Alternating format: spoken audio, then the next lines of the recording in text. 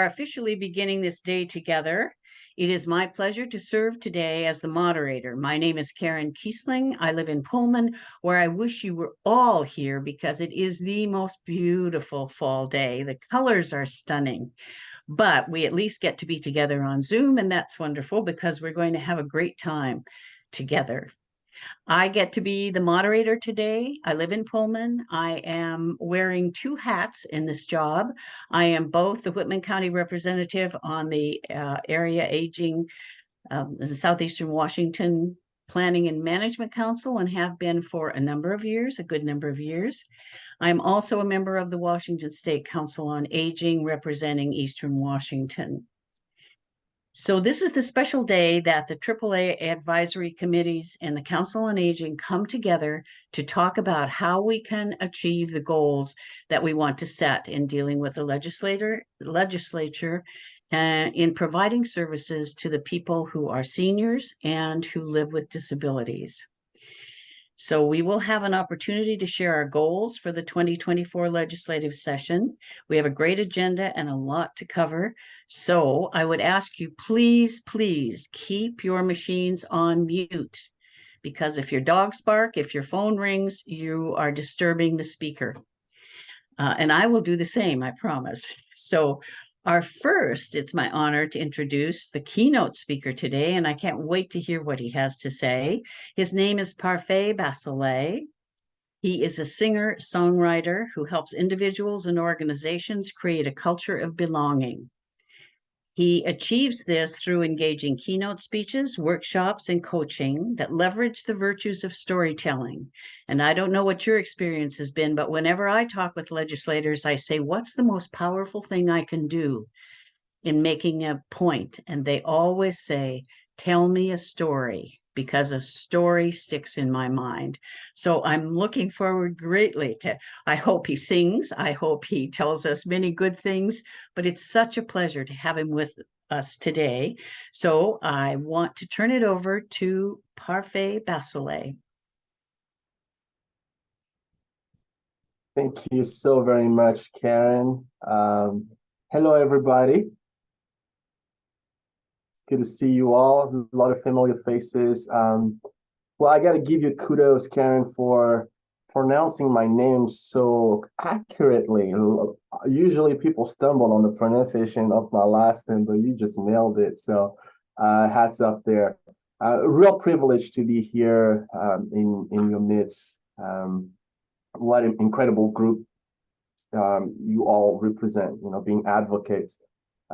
It's just such an important thing in this day and age, and especially the population that you advocate for.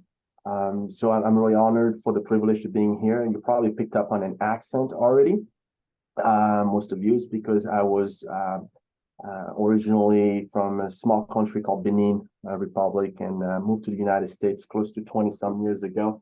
And no matter how long I've been here, I just can't seem to get rid of the accent. But I've come to love the accent.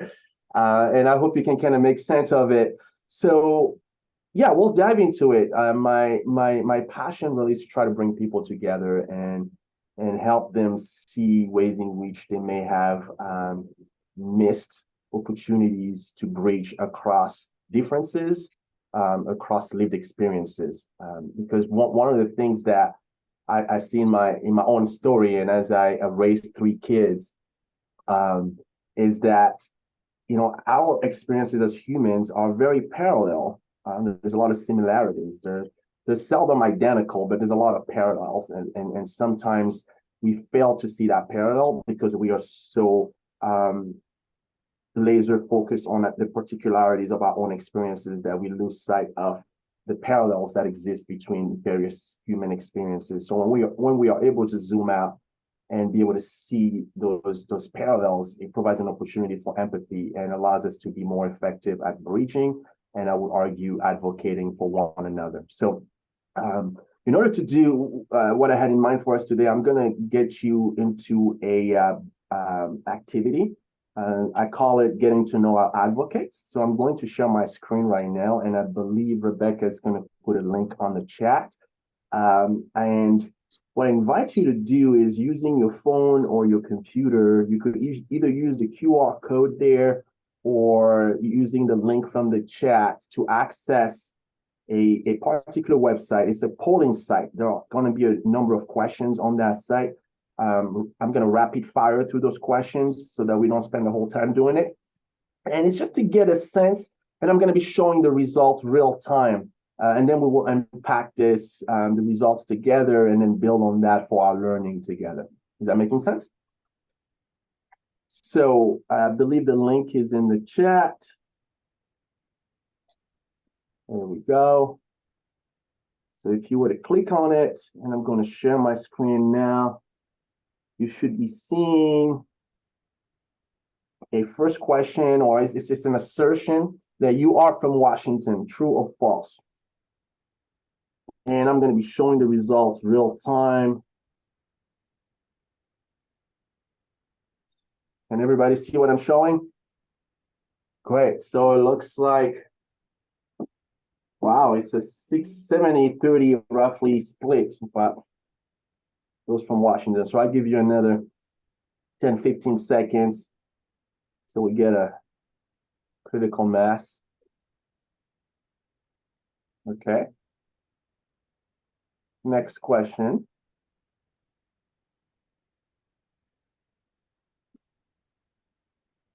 So 70-30. Wow. Okay, next question. You spend a portion of your life outside of the USA. True or false?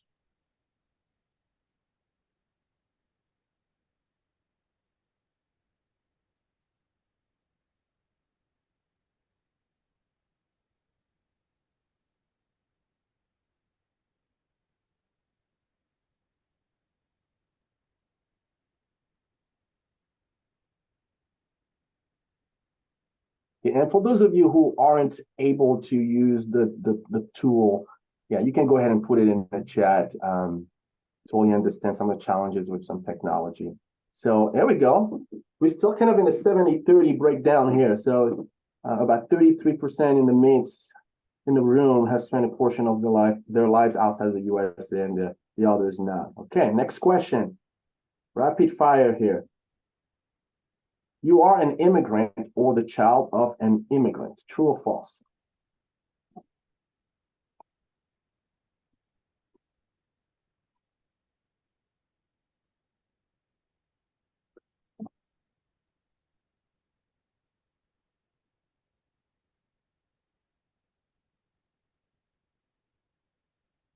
Okay. Next, and I invite you to be paying attention to some of the answers, and maybe some of them resonate with you. Strike a chord, and we'll unpack this together very shortly. Next question. You have a tattoo or tattoos. True or false?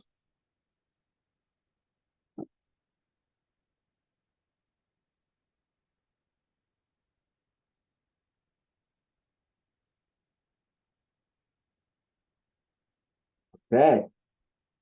Next question.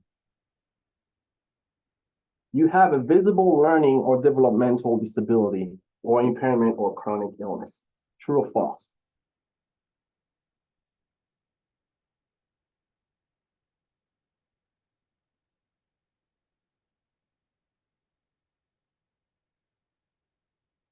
Awesome. Next question. You have a non-visible learning or developmental disability or impairment or chronic illness.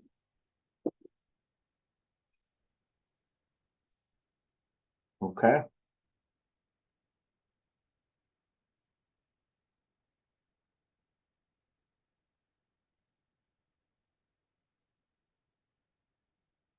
Next question.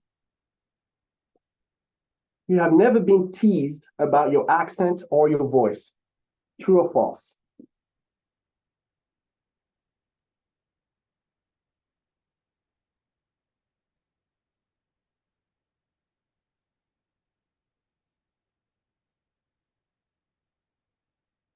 Great. Next question. You grew up in a non-English speaking household. True or false?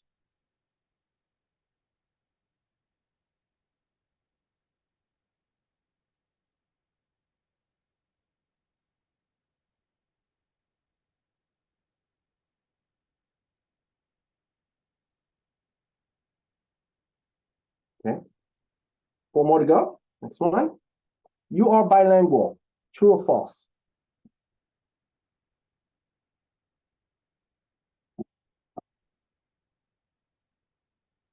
Okay.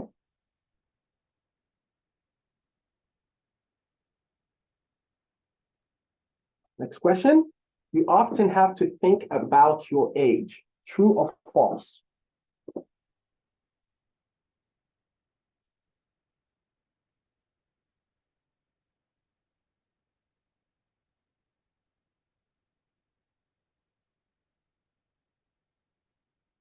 Okay. 2 more to go. Which one of these do you think most often about? A, race. B, religion or spiritual affiliation. C, age. D, physical, emotional, or developmental ability. E, education level. F, socioeconomic class. Which one do you think most often about?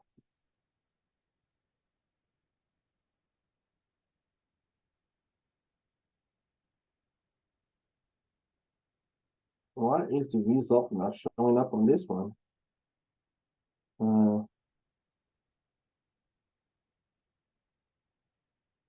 Let's see.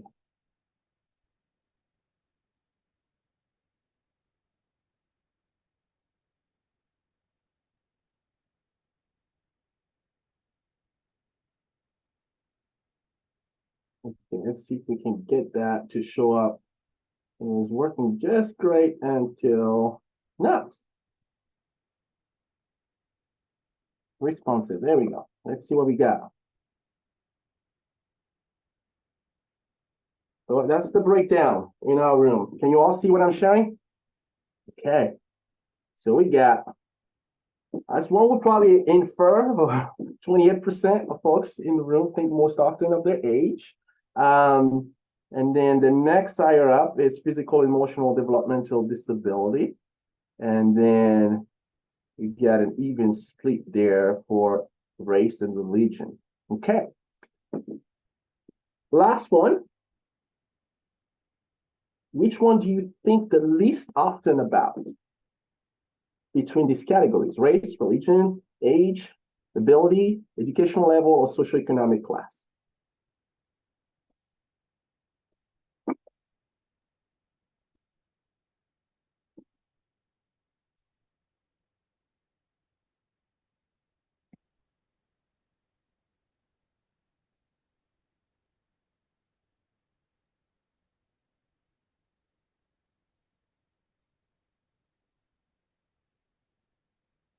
Wonderful.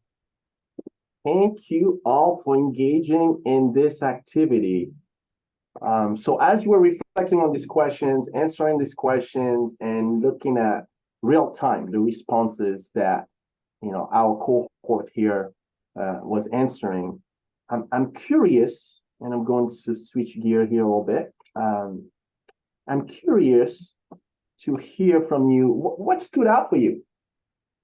So anything that stood out in particular for you as you reflect on this activity?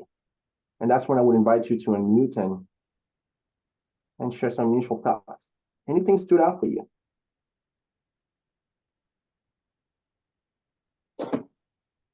Anyone?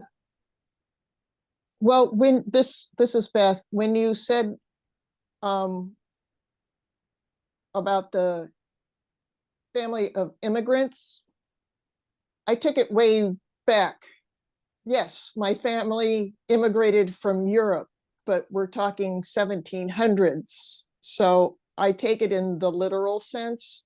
Yeah. I am not a Native American, so technically I'm an immigrant. Yeah, great. Right. The notion that we are all immigrants in one shape or another, just no matter how far back we go, right? Yes. And then in the chat, I see, thank you. In the chat, I see a comment from Leticia that these prompts reveal the diversity in the group, right? We are a really diverse group. Oftentimes when we talk about diversity, we have a really narrow sense of what diversity is. But when we dig deeper and look at various layers of experiences that shape who we are, shape how we experience spaces and show up in places, we realize that it's a wide range of diversity. So that's a great observation. Was there anything else that stood out for anyone as you reflect on this activity? Les Carolyn. Yeah, I'm with the previous comment. You know, when you like, if you asked about the tattoos, I have a medical tattoo, was not a one by choice. So yes, I have a tattoo, but no, it wasn't something that I decided that I needed to decorate with. Okay. I mean, that there's more layers to the questions than just the question. The same way with the immigration, the same way with some of the other ones, whether I was from Washington. I have lived in Washington for 51 years, but it's not where I was born. So, you know, there's more layers to the question than just the question. I appreciate you highlighting this point, right? The complexity of things. Things are more complex than they may seem on the surface. Oftentimes when I do this activity, it's kind of more of an in-person setting. I would ask people first, are you diverse from the person next to you? And oftentimes people will default to a lot of no. But then we go through a set of questions and we reveal the complexity of people and their life stories and ways in which we may have shaped them differently. And then we ask the question at the tail end again, are you diverse from the person next to you? And the answer becomes overwhelmingly yes, because we realize that we all have such a wide range of experiences that shape who we are and how we show up. So a couple of things I want to highlight quickly here. Some of the things that this activity can reveal to us is the diversity in the room, one. Secondly, the notion that all of us have a dimension of privilege with certain aspects of life, right? And the privilege is not an element of shame or guilt, but just a recognition that, oh, there are some experiences that I haven't gone through, and there are some experiences that others have gone through, and because they've gone through it, it has impacted them in a significant way, and they have to navigate the world in significant ways. My parents recently, they're in the process of moving to the United States. I'm originally from a small country called Benin, which is located in West Africa, for those geography buffs in our midst, former French colony. And I've been living in the United States for the last 25 years or so. And so my parents, within the last 3 years or so, are in the process of, they've gotten their green cards and they're moving to the United States. So they got to spend about 3 months with me this summer. And one thing that was really striking Is for that me, lifeguard who still plays obnoxious 70s disco music at the pool? oh, we need to mute someone there, I think. Sorry, everyone. So going back to the story about my parents, and so having been in the US for so long without seeing them, one thing that's been very impactful every time I see them is the reminder that they're aging, right? Because there's such a distance and so much time that goes by from when I see them. And so when they came this last summer and spent time with us, I was reminded so much of the vulnerabilities that come with age, especially with navigating systems. They were trying to navigate the public transportation system. They were trying to navigate even just going to a store and them not being proficient in English and having to deal with the language, the culture, the complexity of systems. I was like, wow, what a vulnerability, how hard it is for them to be able to make ends meet. And so it started to remind me of my privilege, at least right now, I'm in my 40s, of not having to think so much about my age, right? But I was also reminded with them being with us for about 3 months that, wow, it's right around the corner until I am in their boat, right?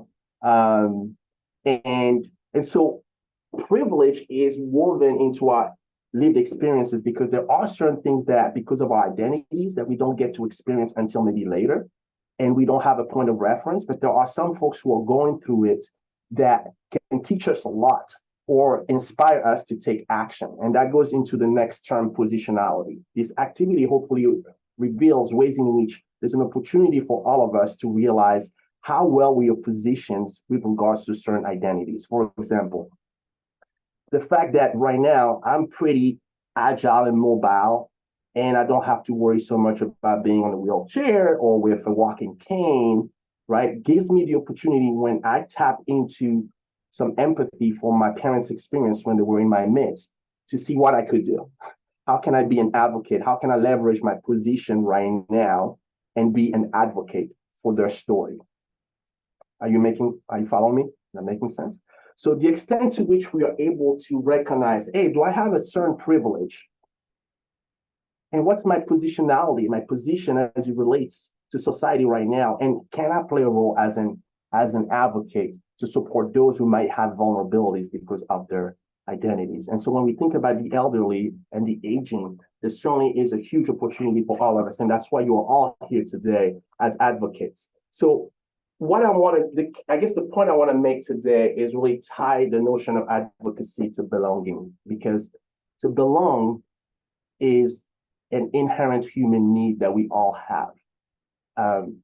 Research tells us that a baby cannot survive unless it is nurtured and cared for. The chances of survival of a baby are 0 to none unless they belong to a community and taken care of. What that points us to is the fact that there's this inherent need for belonging. But unfortunately, when we look at the lay of the land, the landscape that we're in, there was a recent survey by a nonprofit called Immigration Now that surveyed a large number of Americans around how do they feel about belonging. And it was a rather dire result that came out. A majority of Americans were reporting that they don't feel like they belong. Nearly 64% said that they don't feel like they belong in a workforce. 68% feel like they don't belong in a nation. And 74% say that they don't feel like they belong in a local community. And so there's this disconnect that's happening within our communities, and people feel like they don't belong. So why is that? That's something I want to try to unpack for us today. And what are the opportunities to foster greater belonging? Because we need to make it a priority if we really want to create this connective tissue within our communities. So some of you are probably familiar with some of these numbers, some fact sheets around the elderly.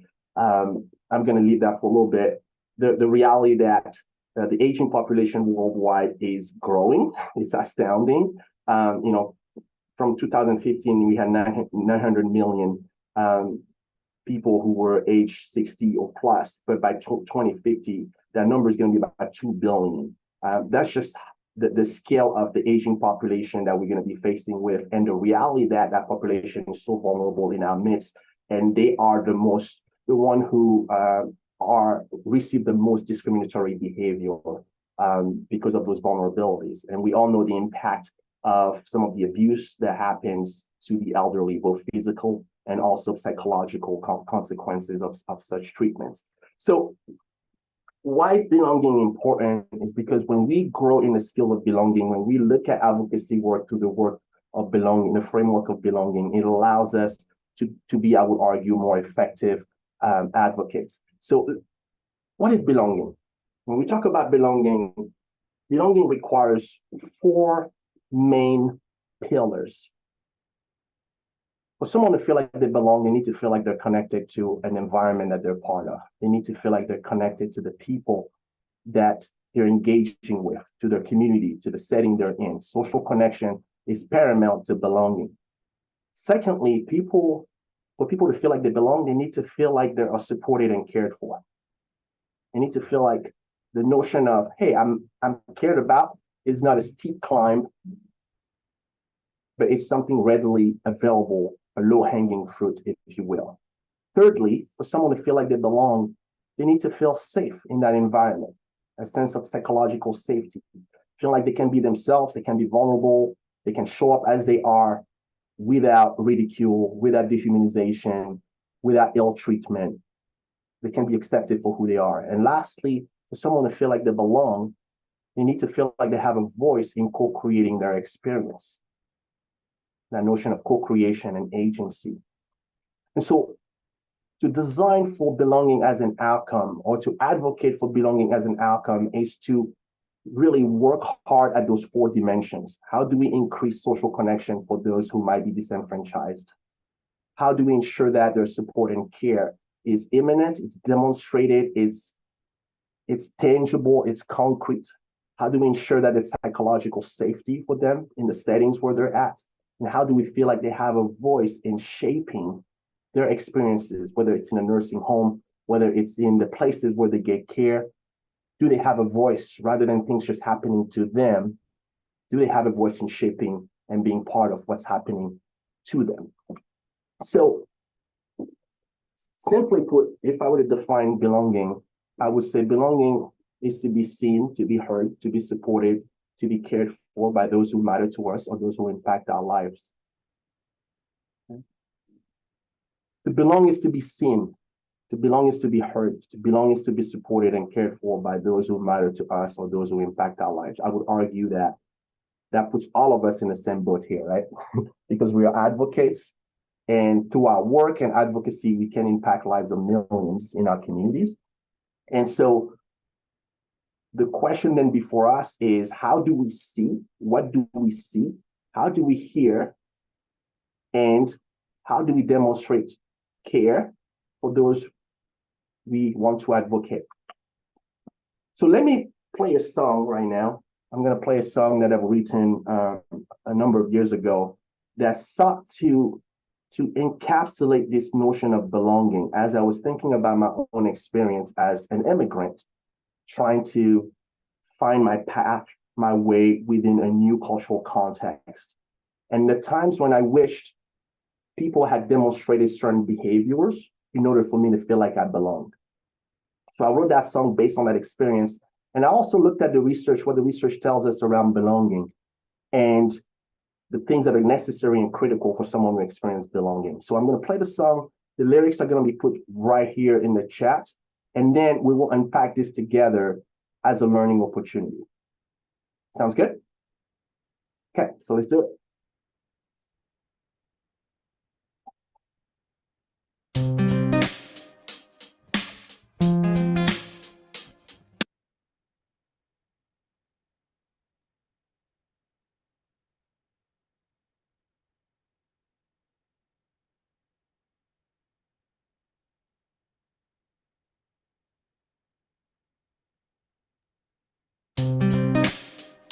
Can you see the screen?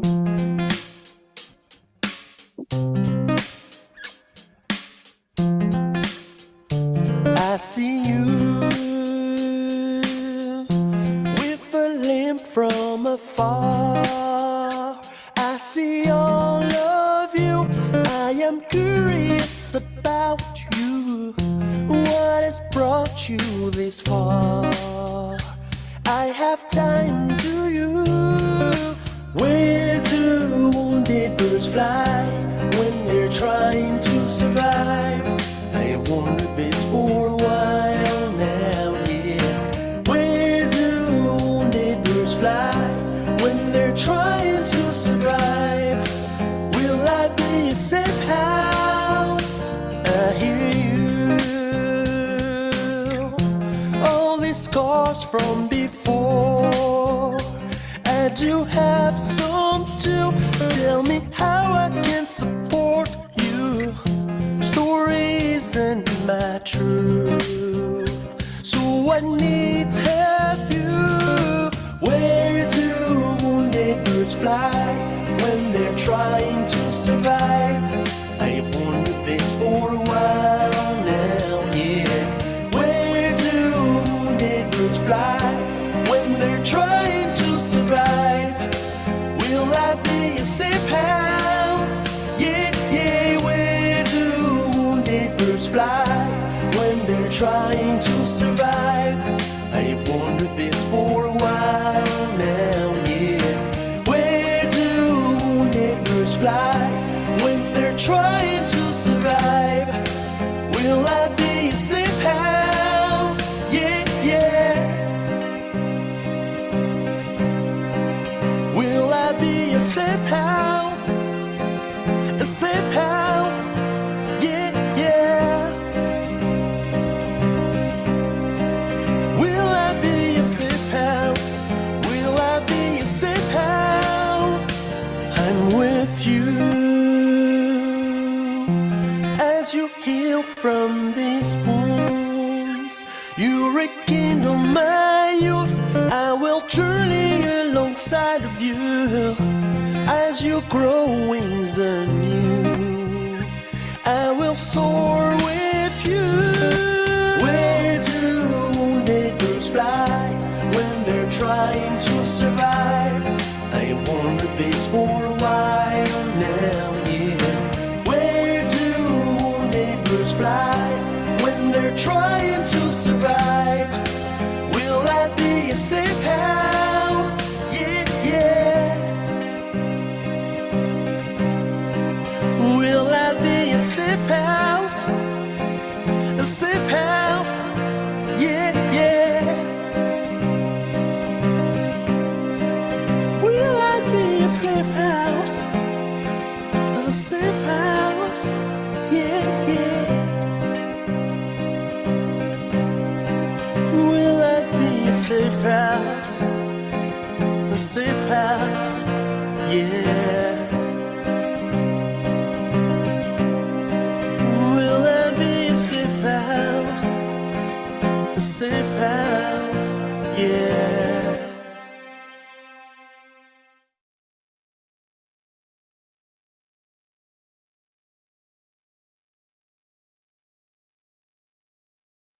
Thank you for engaging and listening to the song. I guess my question to you is, was there any particular line of the song that resonated in particular for you? Or what are some of your takeaways as you read the lyrics in the chat? What spoke to you as we're thinking about belonging and the idea that a song is trying to engage us with? As some others said, will you be a safe house? But it's contrasted with the picture of the boy wearing VR glasses, a headset. So he's sort of in his own little safe house in there. I don't know. Like, I was trying to think about that. He's not connected like the voice singing about everything out there, the person who has a limp, who's that person? And how can I help you? And maybe people do draw within when they don't feel safe. Is that the message, Parfait? Great observation there, Angela. I think there's a natural resilience in all of us to try to figure out a way to feel safe, whether we draw it from, internally or from those who seem safe to us, or from some sort of spiritual tradition or what have you. I remember this message that my dad told me once. He said, people will find love no matter how broken somewhere. And so it's this notion of resilience. People need that in order to heal. But the invitation here, as many of you have pointed out in the chat, is, will I be that safe house? Will people experience a sense of safety and belonging as a result of interacting with me, or as a result of experiencing the outcomes of things that I advocate for or design, right? It doesn't have to just be interpersonally, but it can be as a result of systems that we build, things that we advocate for from a legislative standpoint, right? Will those outcomes be outcomes of belonging? Any other lines that resonated, or I'm seeing some things on the chat here. Zelda mentioned, where do wounded birds fly, spoke to me, right? The very question of wondering, right? Do we even think about that? Who's the wounded bird? And data tells us pretty accurately that I think it's 7 out of 10 adults are likely to have had a traumatic experience in our nation. And so trauma is real. So the whole notion around trauma-informed care, trauma-informed engagement is important. Remembering that at any moment when we're interacting with one another, with community members, there's a likelihood of a trauma-informed experience. And so remembering that there's an opportunity then to be safe, to provide that sense of safety and home, should we be intentional in the way we engage with that person. And so there's more lines coming in the chat. The chat is hard to keep up with. I certainly invite a couple of folks to maybe unmute and share. I see Leticia mentioning the notion, your story isn't my truth. Right? the idea that oftentimes we try to judge the world or make sense of the world through our limited experiences instead of zooming out and recognizing that someone's experience is different from mine. And I need to be at a place of cultural humility and listen to it and let it impact me and impact my advocacy. So quickly here, I'm looking at the clock. I can go on for a while, but a few things I want to highlight in the song is if you go back to the lyrics, you'll see there's 3 parts to the song. I see you, I hear you, and I am with you. Right? There's a progression in those steps, and they are fundamental to belonging. First step to any sort of belonging engagement is noticing. It's going the extra mile. It's building systems to really notice those who might be having a limp, those who might be having an outsider experience. Do I notice? Do we look at data? Do we look at patterns? You know, oftentimes we build programs and we are very happy to hear, oh, it's 80% successful, right? But who makes up the 20%? Is it a particular group? Is it a particular community? When we break down those success metrics, are we zeroing in to really identify who might be the wounded bird, right? That's step number 1. Do we notice? And secondly, when we notice, our tendency as human is to lead with assumptions, right? That we know the reason, but curiosity is critical to belonging. What is the story of this limp? Help me understand. Help inform my understanding of what I'm seeing. Tell me the story in order to shape the ways in which I can more effectively respond. Step number 3, I am with you. You know, savior mentality, we all suffer from that when we see problems. Let me come and save you. But there's something empowering and transformational with regards to belonging when people feel like they have agency and a voice in co-creating their experience. So what are our processes, our ways to really hearing from people what they need and how they can be supported, because there's something transformational in that. So I see you, I hear you, and I am with you. Where do we go from there? I'm going to tell one last story to illustrate those 3 points. It's a personal story. And yes, Karen, here's your story. This is the person on the picture there. It's obviously myself and Lee Munwa. If you're not familiar with Lee Munwa, he's a renowned documentary director, most known for having directed a documentary called The Color of Fear. And so this story I'm about to tell you takes place about 5 years ago. And the story is taking place in Portland, Oregon. It was a conference. It was the National Conference on Race and Ethnicity, which primarily focuses on higher education as a field. And it brings about practitioners and educators in helping them, one, understand the lay of the land in terms of outcomes for various students in higher education, and also empowering them and giving them tools and strategies to really make a difference for what right now is very an alarming data set of the poor graduation numbers for historically underrepresented students in higher education.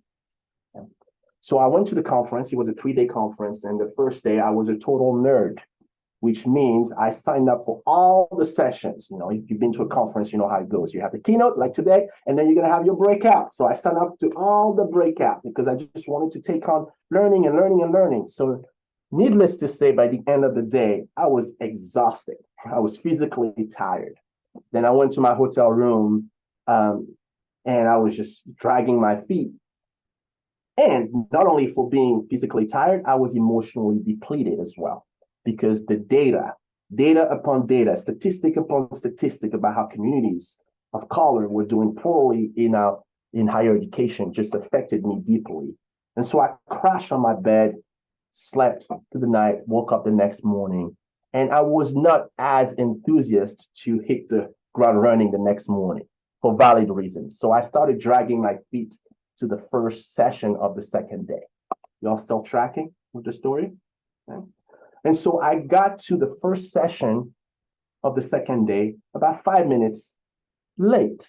And I was maybe about 30 to 20 feet from the entrance of that workshop room when I noticed a long line of people at that door. And so I thought to myself, whoa, this must be a very popular speaker. Indeed, it was, but I didn't know this individual at that time. So I got a little bit closer and I tried to leverage every inch of my 5'11". Right, so I'm on my tippy toe and I'm poking, trying to get a sense of what's going on in the room. And oh my goodness, that was the place to be. People were having full belly laughters, like the kind of laughter where you fall on the ground and you got to pick yourself back up and try to sit down. So from one moment, there's just total laughter, fun happening. And the next moment, there's silence, total silence, because people are getting ready to listen to a nugget of wisdom that this person was going to drop. And so I was thinking from outside, goodness gracious, that's the place to be. And I keep peeking and I'm noticing this guy. I'm like, wow, this is a charismatic guy. I mean, look at him. He's wearing a straw hat. He looks Asian American from a distance. He's wearing a long tunic like a martial art expert. And I'm like, who is this guy? I want to be in there. That's the party place.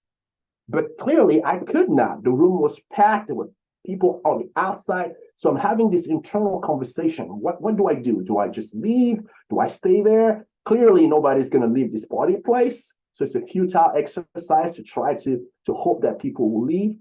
Then in the midst of that internal conversation, two people come and they cut through the line and they're sitting by the projector enjoying the party. And so I thought to myself, are you serious? And I made eye contact with the people who we were all outside. We looked at each other in disbelief. Did this just happen? Did you see what just happened? Are you serious? There was some frustration and so forth. And so I was about to storm off and leave the setting when I made eye contact with the facilitator and he was waving, come in. And so I didn't want to replicate what had just happened moments prior. So I said, me? He's like, yes, come in. And so I waved to the people in front of me in sign of, y'all go ahead. And they say, no, you go. Fast forward, I get into the training room. I'm sitting by the projector and I enjoy this presentation. And I decide to wait till the end of the training to really engage this facilitator. One, I wanted to thank him. I wanted to thank him for making room for me in his space. And so when the training ended, I did that. I introduced myself and I told him that he did a wonderful job. And then he said, well, thank you. What's your name? I said, I'm Parfait, etc. We exchanged some niceties. And then he said, I told him, thank you so much for making room for me. He's like, you bet. He's like, well, Parfait, here's my business card. All you got to do when you reach out to me is say, you were the man standing at the door. When he said that, my friends, it hit me at a core level because it summarized my story as an immigrant who traveled and had to move from one place to another every time and being reminded that I was always the man at the door, right? Similar to military children where every time you go to a new place, you're reminded that, it's not home. I mean, when he said that, Parfait, all you got to say is you were the man standing at the door. It was like if he saw me, he named my story. So I felt seen and it hit me at a deep level. And then I asked him, how in the world did you notice me? How? Because I know how much work it takes to be engaging an audience of 400 people. And he said, well, because I used to be the man standing at the door. And I was like, wow, I'm done with this conference. I'm leaving. And so what's the moral of the story? This individual, his name is Lee Moonwa, can teach us a lot about belonging. And here's what I'm going to offer you all in terms of belonging. Every time we think about belonging as space or about systems, there will always be an outsider or a group of outsiders. In that story that I just told you all, I was the outsider along the lines of those who were at the door. Are you following me? I was the outsider, and there were a number of things that contributed to me feeling like an outsider, my own life story, my own trauma. And so we cannot talk about outsider belonging without thinking about trauma and how we address trauma, generational trauma and healing. That's an important piece of advocacy. There's an important piece of the equation. A second critical thing we can learn from this story is that those two people who cut the line, in all fairness to these people, there was no stop signs at the door. There was no stop signs, right? They came, they saw the lay of the land, and they were like, you know what? I know how to make this work for me. Watch. So they knew, they were comfortable. I like to call them the well-adjusted. They were well-adjusted to the status quo, to a point where they were apathetic or unable to notice those who were having an outsider experience. And so the question for all of us is, in which ways have we been well-adjusted to the status quo? Do we take the time to slow down, to notice those who may be having an outsider experience or have been having an outsider experience? What do we take for granted? Are there barriers for others that we don't notice? And how can we use our power and privilege to bridge? The thing that we learn from this story is that there are gatekeepers, oftentimes, unintentionally, but gatekeepers. You see, they were the people who assigned this breakout room to this facilitator. They didn't mean to, but they accidentally created outsider experiences for myself and many others. Because any research, basic research, would have indicated that this guy was so notorious that he needed a bigger room. And I went back, I'm a nerd. I looked at the agenda and the schedule, and there were larger rooms that could have been given to this facilitator. And if they had done that, it would have limited the amount of outsider experiences. Are you following me? Is that making sense? And so in which ways are we being gatekeepers by not following a thorough methodology and identifying the barriers that might stand in the way of those who might experience the things that we want them to experience? What are the barriers? And then lastly, obviously, the hero of the story that we all want to be like, and I would advocate, I would argue all of us want to see ourselves as bridges. Three things that the bridge did. He noticed. And when asked how he did it, he said he empathized. He was able to relate to that experience, even though not identical, but he could relate and empathize, and then he did something about it. In the case of the story, what he did was an invitation. But action is not just that. Action can be translation. Action can be advocacy. Action can be translation. Action can be referral. Action can be fill in the blank. But there's no way on earth we notice someone having an outsider experience. We go the extra length to relate to that experience, and it doesn't translate into some sort of action. So my question for all of us, that's what I'm going to leave you with, is what needs noticing? Who needs noticing?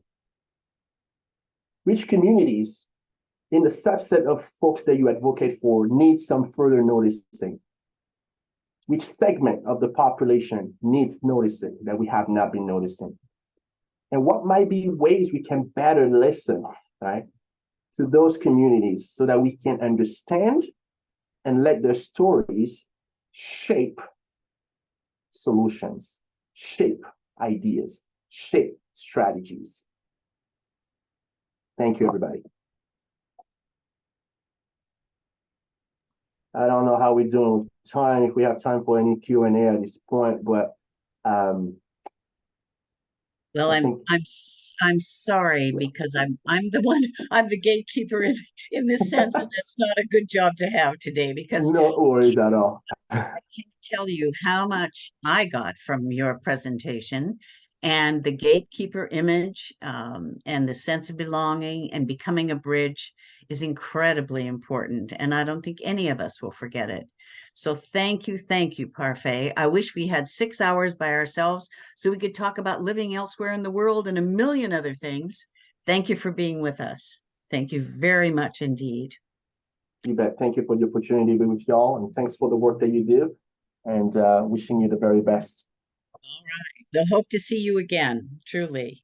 So we thank you very much for inspiring all of us to do a better job of what we give our heart and lungs and liver and everything else to in our daily lives here. And it's now my pleasure to introduce to you Lynn Kimball, the Executive Director of Aging and Long-Term Care of Eastern Washington and Chair of the W4A's Legislative Committee. Lynn is going to set the stage for the W4A's 2024 legislative agenda. Over to you, Lynn. Thank you. Thank you so much, Karen. And thank you so much, Parfait, for that message. It just, two of the words that jumped out to me were safety and belonging. And those are two things that have a lot to do with the two services we're going to talk about today and talk about with panelists. And safety and belonging show up so much in our nutrition programs. They show up in in-home services in the work our case managers do in the community. And it really, you have to have that capacity to invite people in to make sure you've got those services in and in place. So thank you again. So I'm going to start with a little bit of stage setting here. I am just curious really quick for those on screen, who is new to area agencies on aging? Can I just get some hand raises? I did hear from a few people early on that you're still new. Okay, I see a few people who are new to their advisory councils. They're new to this work. So I'm going to do a little bit of stage setting. So if you've been around for a while and you know everything about our services, just be patient. We'll get into the asks. And of course, my dog picks right now to find a squeaky toy. So I'm going to start with is, who are area agencies on aging? So if you're participating today, then you are probably connected with one of our advisory councils around the state. So you are our eyes and ears and our advocates who really help us learn about what does our population need? What do we need to better be doing as area agencies on aging to best serve our communities? And one of those key programs we all do as area agencies on aging across the state is case management.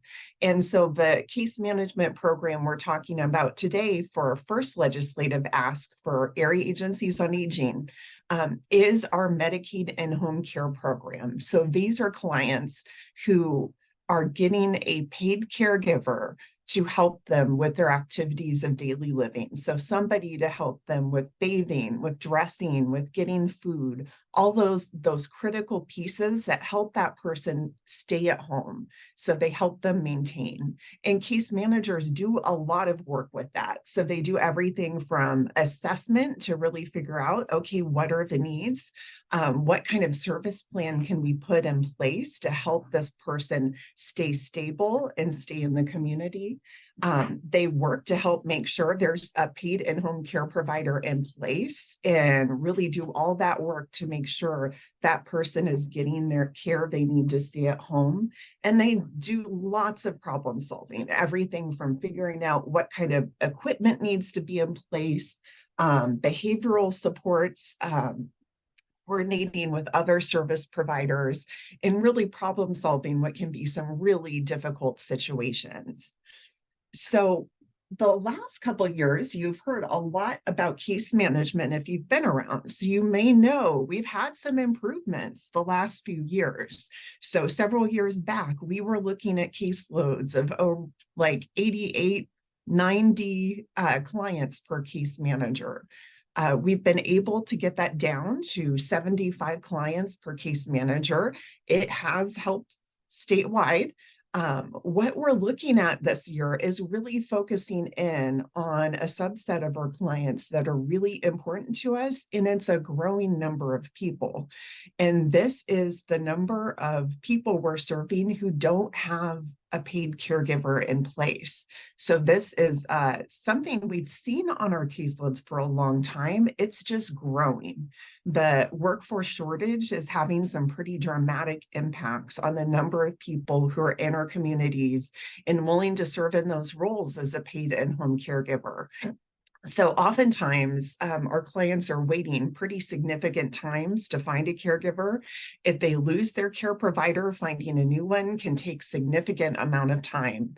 And meanwhile, there are some tools case managers have in their toolbox to help, but it takes time to do. So everything from getting assistive technology in place, figuring out home modifications, having conversations around behavioral support, staffing with providers, all those things take time. So this year, in this coming session, our legislative ask is to reduce that caseload to 55-1 for individuals who do not have a paid in-home care provider. And that's estimated to be close to 4,500 clients statewide. And we know that amount is going to grow over the years. So that is, it's a pretty, it's a significant ask, 1.74 million general fund state for those who have that terminology. But it is really, really important to know that our case managers have time to work with people because they are often complex situations. And it can be everything from just waiting for that care provider to having real challenges maintaining those care providers in the home. And so I'm going to start with our panel of case managers. We're going to talk in a few more minutes about another ask that we have this session around nutrition, but we'll start with case management. So I am joined today by two wonderful, wonderful case managers. So Jenny Kim, who's a case management specialist in Pierce County, and Nate Smith, who is a case manager at my own agency at Aging and Long-Term Care of Eastern Washington. So welcome, Jenny and Nate. I'm going to hand it over to Jenny to tell you a little bit about what does this look like doing case management for people without a caregiver, what kind of problems you encounter, what challenges you see. So please take it away, Jenny. Hi, everyone. I'm Jenny, case manager specialist at Pierce County. Just bear with me. Public speaking is not my forte, so but I'll try my best to kind of express all the challenges and maybe some things that we can try and help our clients. Yeah, so I've been case managing Korean speaking clients here at Pierce County. And so I'm going to try and talk about maybe some of the things that I do to help our clients and maybe some, yeah. So, and a lot of the things that I talk about, even though it's going to be more mainly about Korean speaking clients, it could probably be generalized to other clients facing this language barriers, whichever language that they're speaking. But yeah, the biggest challenges right now is the big caregiver shortage that's just been mentioned. And, just all around, all of our clients are having trouble finding caregivers. But when you put in another layer of trying to find caregivers that speaks the language, that knows the culture of your client, that puts in another layer. Over the last years, especially since COVID, a lot of our Korean caregivers has retired.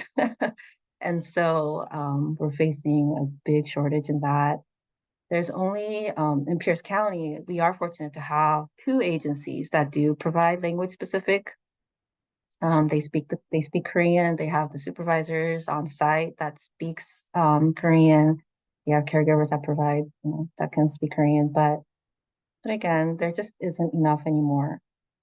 And so one of the biggest kind of struggles lately that I've been experiencing is when there isn't enough agency resources, a lot of our Korean speaking tends to try and find an IP, a family, a friend who knows them, who speaks the language. But when we are working with IPs, a lot of the times case managers have to act not only as a case manager and all the duties that we're assigned, but really as like their interpreters. The IPs themselves may have limited English speaking skills. And so when they're trying to navigate CDWA, trying to get onboarded, trying to get hired on, they tend to like reach out to me And so I would need to reach out to CDWA and kind of be like that mediator between them two. And so sometimes I kind of joke. It's like, I don't know who my caseload is. Is it my clients or is it my IPs? But I mean, it's just work that I have to do to make sure that my clients get the right care that they need. And I get all sorts of questions from these, IPs, starting from onboarding, how do I get my application in, into submitting timesheets, all of that stuff. And so that, if I had like maybe one or two clients that had those questions, it's not a huge deal. But when my full caseload is all Korean speaking, a lot of them, are limited in English, then it sometimes becomes a workload issue. And so if on top of all my other case management duties, if I'm not able to follow up as quickly as I can or as I want to, sometimes, the IPs, they get delayed on getting hired, or, they get suspended because they don't get their training requirements. And then ultimately what that happens is that it leaves our clients without any care. And so we have to try and just work really hard between clients, caregivers, and CWA, and to work on all of that too. And like I said, we do have two agencies that does the Korean speaking, but unfortunately, there's a grapevine out there. Like, people talk, caregivers talk within themselves. And so when you start burning bridges, clients are left without very few options. A story I kind of want to tell that sort of summarizes all of what I just kind of said. I want to kind of share with you one of my clients who's just kind of experienced all of this. I'll just call her Sue.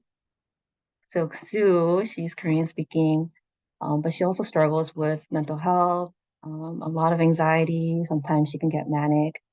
And so I'm sure you can imagine that, she's burned through all her agency caregivers. Both of them, they really tried really hard, but it just, there just wasn't anybody to work with her anymore.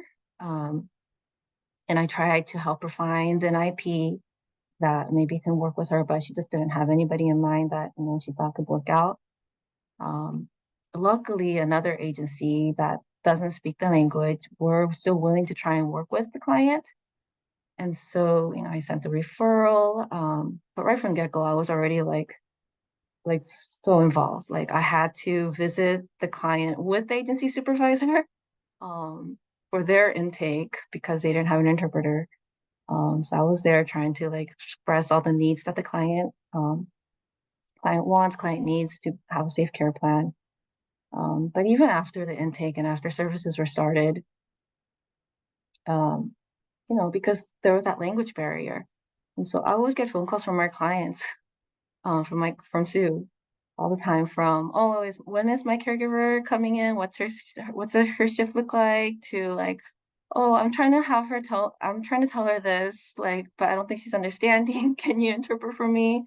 I would get phone calls every day trying to help her navigate this care when there's that big language barrier between them. And ultimately, again, this was a fail because they just couldn't communicate with one another. And so, and she realized that she doesn't want to go with another agency because it's going to just happen again. But luckily, she was introduced to another person that was Korean by a church member. And so, but she was, brand new caregiver. She wasn't even hired on as an IP. And so there I had to, again, work with them really closely, get them, help them with the online application, help them with the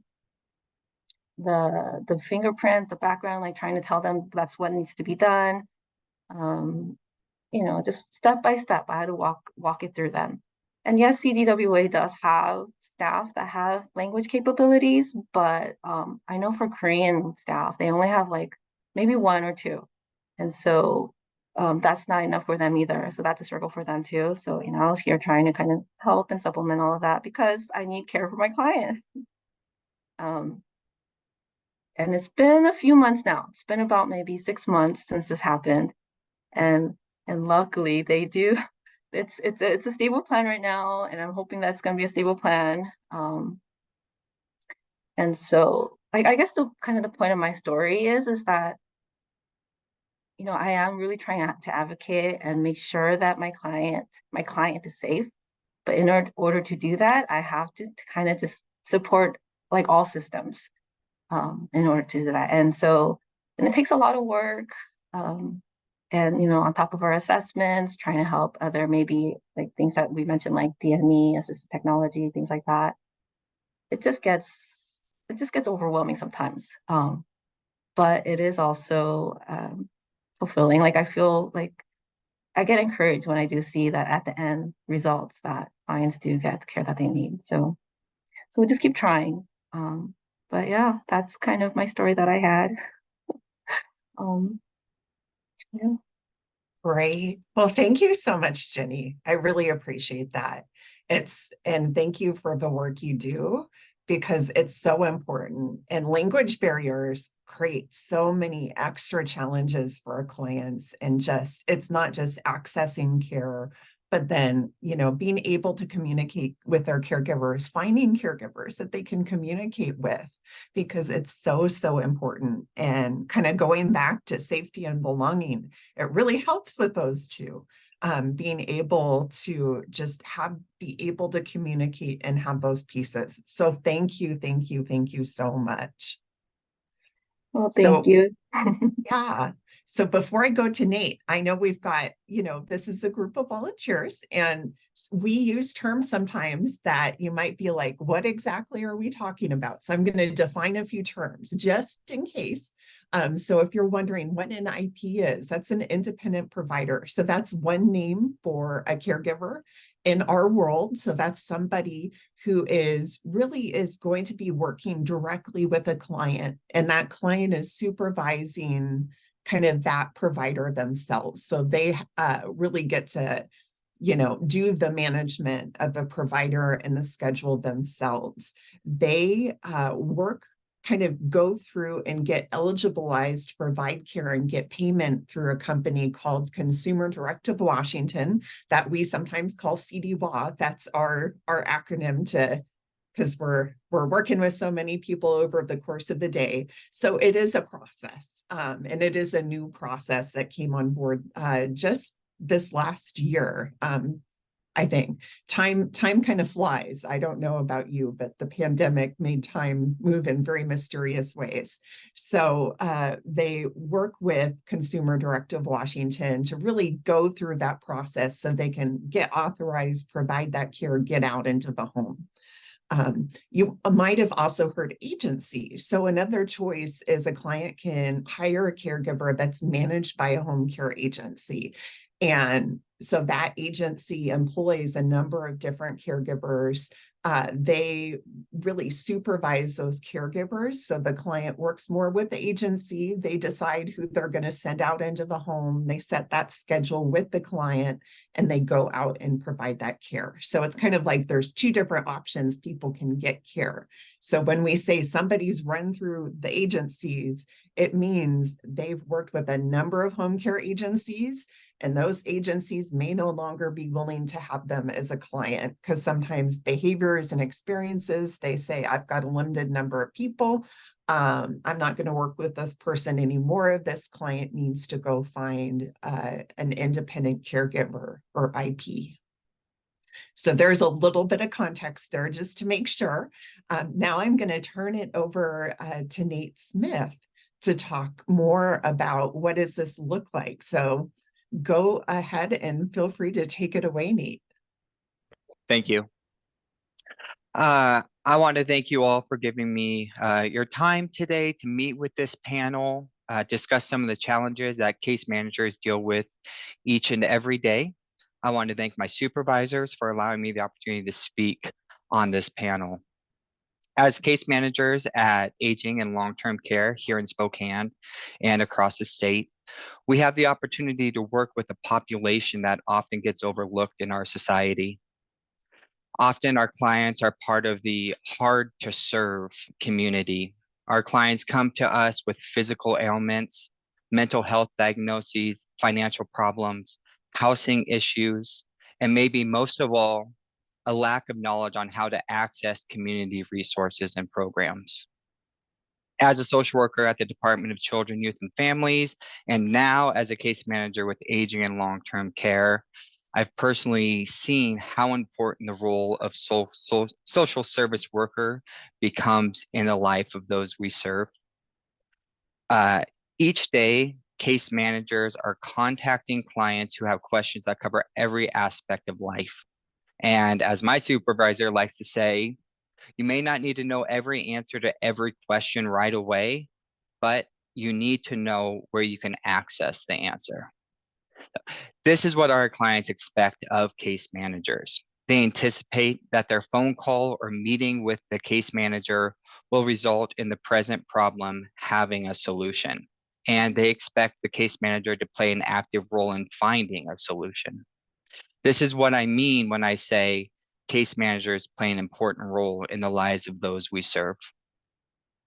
We often become the main resource for individuals attempting to navigate the state programs and community resources available to our clients. When a client's phone call is answered in a timely manner and the case manager is able to spend time speaking with the client and finding solution, this builds the essential pieces of trust and rapport.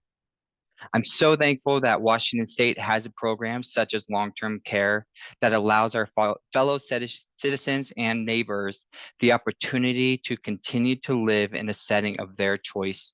Oftentimes, this is their own home. What a wonderful way to provide support to individuals who require some extra care and attention so they can have the pride and dignity of continuing to live where they decide. A wonderful service we have to accomplish this noble goal is to provide an in-home caregiver to our clients. But we know that life is not perfect and not every detail works out as planned. As we attempt to put the COVID-19 pandemic in the rearview mirror, we are seeing that in-home caregivers have been more difficult to access. Each state agency has contracts within their region with service providers, but when a client does not have an in-home caregiver, we as case managers see a very large uptick in the amount of time and focus we must place on these individual clients. And as we all understand, there are only so many hours in the day. To help better illustrate the stories of those we serve and some of the challenges we face, I would like to quickly give two examples. I want to tell you about Randy and about Bob. Now, I assure you, Randy and Bob are not their real names. Randy is a 66-year-old male who lives alone and presents with hypertension, deformity of the toes, schizophrenia, and is developmentally delayed. This client has had multiple surgeries on both feet to correct his gait and to help alleviate pain. Unfortunately, this client is currently without a caregiver in his home. Due to being developmentally delayed and the schizophrenia, Randy has become angry and harsh towards caregivers and has been released by multiple care agencies in the area. At other times, Randy has decided to fire his caregiver when he felt displeased with their services.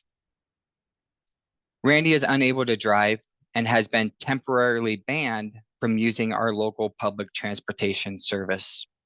This client is engaged in mental health services and sees a doctor to follow up with his post-surgery progress. But as you may discern, this client requires a lot of attention from the case manager in order to ensure their safety and well-being as a new in-home caregiver is reestablished. My other story is about Bob. Again, Bob is not his real name. Bob is a 44-year-old male now living alone. Bob is a U.S. military veteran.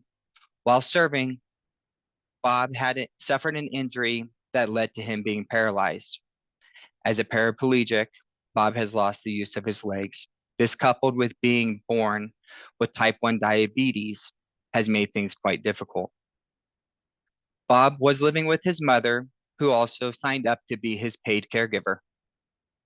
Living in the same home, Bob's mother was able to care for her son as he worked hard to heal and progress each day.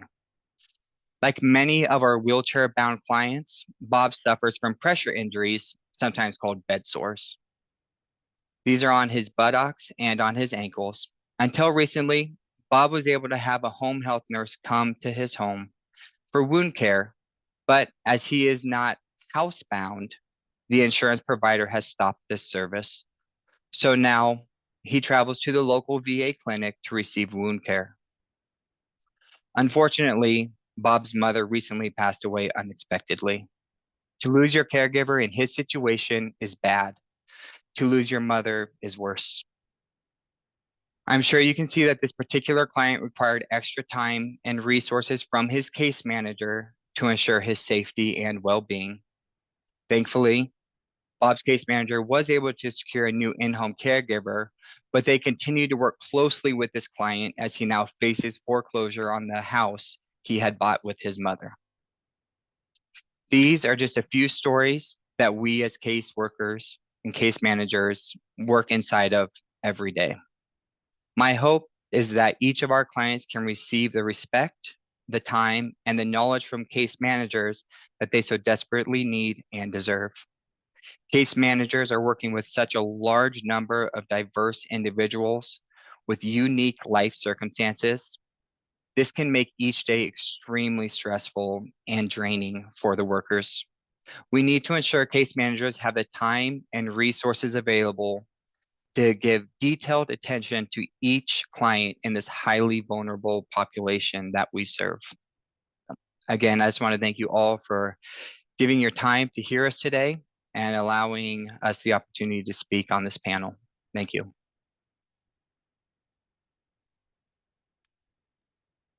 Thank you so much, Nate. It just, the stories just hit you because it's, you know, how important having that caregiver is to a person's well-being, what going without that care means, and then just the stress you get as a case manager, because you probably have lots of calls from one client, but you might have 5 or 6 other clients who are also in crisis that day, and trying to manage those pieces, trying to get them the help they need. And just, it takes time. So thank you so much. I know you care really deeply for the people we serve, and it is so appreciated.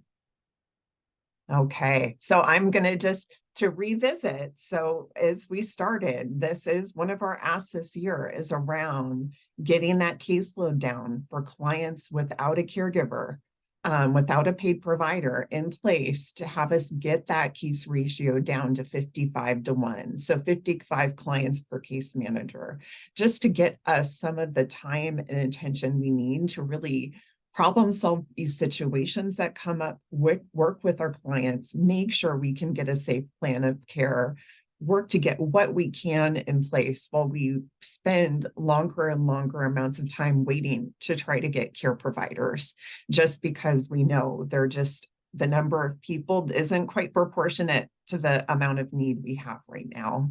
And oftentimes it's our most challenging clients who end up waiting the longest. So it is so, so important.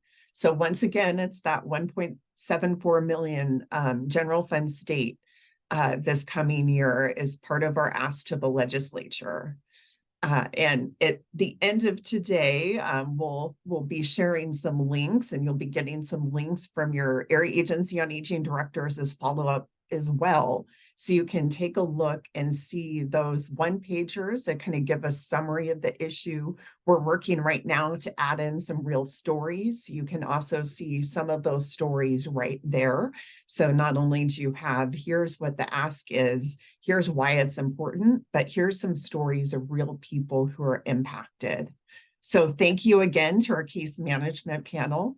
I'm going to transition us a little bit into our second ask, which is around nutrition. So again, because I know we've got a mixture of people who have been around a long time with Area Agencies on Aging and those who are new. Nutrition services are one of those core services we provide as Area Agencies on Aging. So it is part of our federal funding called the Older Americans Act. We've got a part of that funding that comes straight for senior nutrition. We also tend to have some state dollars we use as well to help with nutrition services, both for older adults as well as people with disabilities. So we work with a wide network of nutrition providers across the state. Every area agency on aging works directly with one or more. I know for my area, I work with 3 different nutrition providers to cover our 5 counties, and they do a mixture of a couple different services. The first is home delivered meals.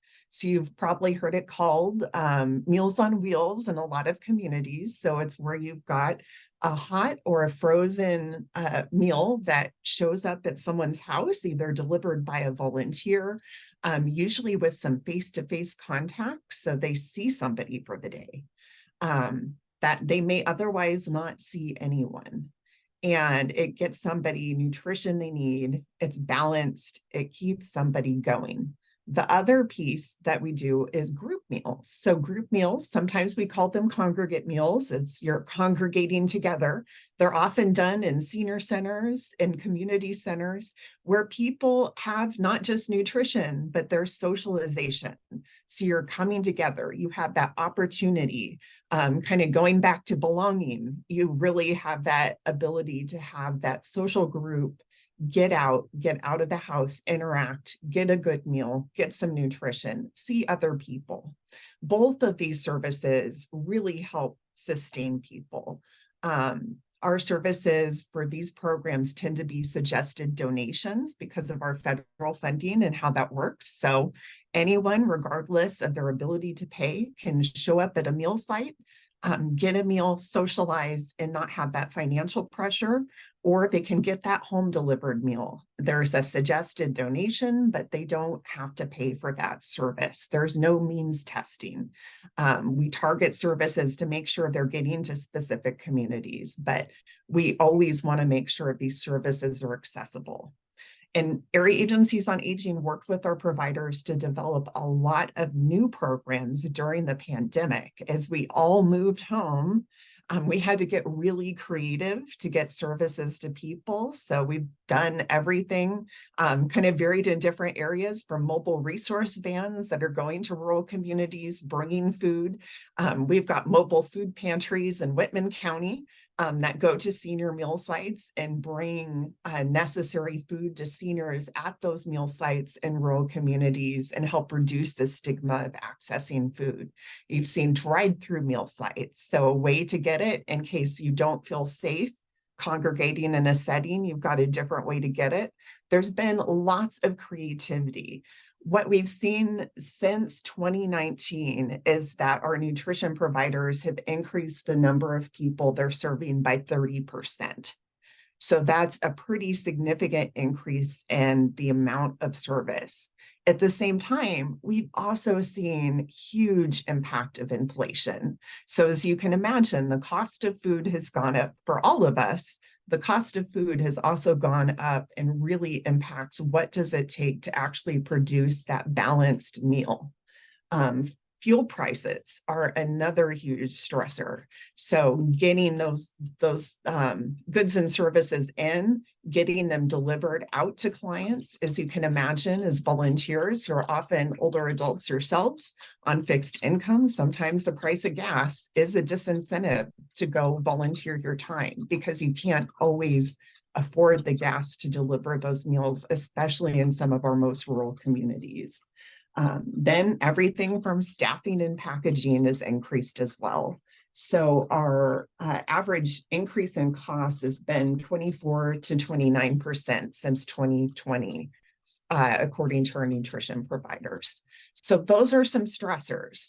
The other stressor that is coming is that we will see an end to all of our pandemic level funding coming in just late 2024. Some areas will have spent their funding out by then. And the vast majority of area agencies on aging, we use that pandemic funding to help support our meal providers because we knew that was just a critical service to our communities to get people stable during such a difficult time.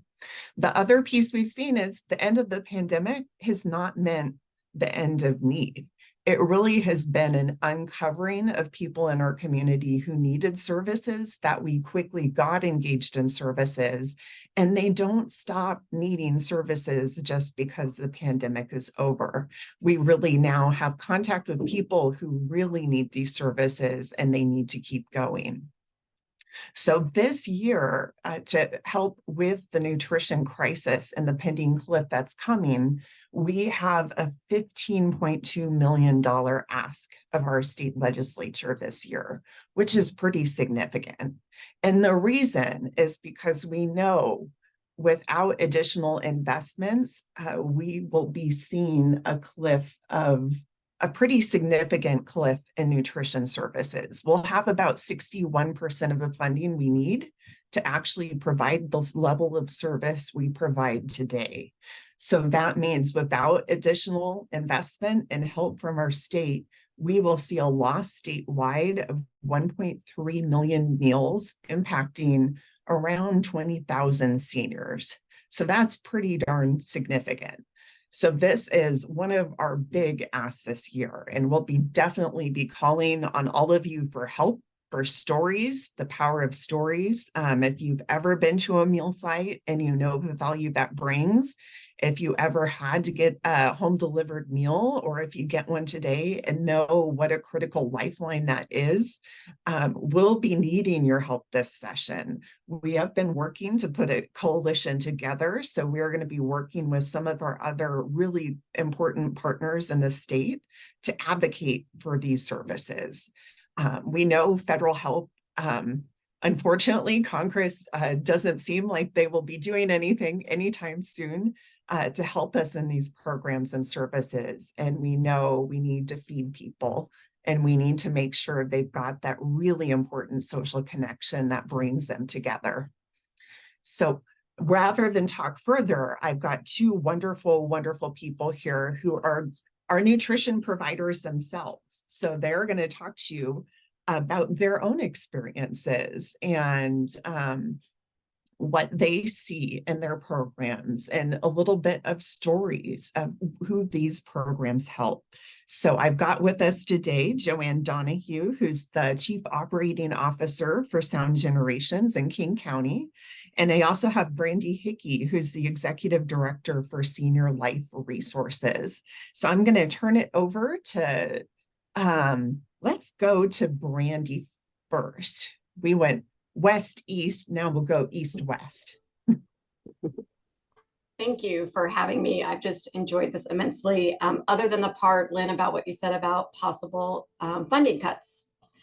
I am, like Lynn said, the Executive Director at Senior Life Resources. We do home care services, but we also provide Meals on Wheels in 8 cities. We have Connell, Prosser, Richland, Kennewick, Pasco, Benton City. We're in Benton and Franklin counties. Each site has a congregate dining site. As Lynn had mentioned, it's a site that you can come in and dine in. And then we also serve close to 1,100 meals a day out of our Richland site, which has a large kitchen where, since its conception, since 2017, we have served over 1.3 million meals made in that kitchen. It is a big program that serves a lot and is growing. The idea of funding being cut on this astounds me. The need, like I said, is growing. Some of the things that we see that, as we know, nutrition is important. The meal is amazing. It is 5, you got your vegetables and your fruit and your proteins and all the things that we need. But if we deliver it, and we deliver it to someone who is isolated, who is struggling with depression, who is alone, getting them to eat it is difficult. So the meal is important, but it's more than a meal, this program is. To kind of highlight that, and what I mean by that is a story of this one resonates with me, and I might get emotional, but because I was there for the first part of it. It was a couple years ago, and we had a phone call from a daughter. She was distraught, out of town. Her mother was declining, in her words, wasting away. She stopped eating. Her father had died, and for a year she had sat alone in her home.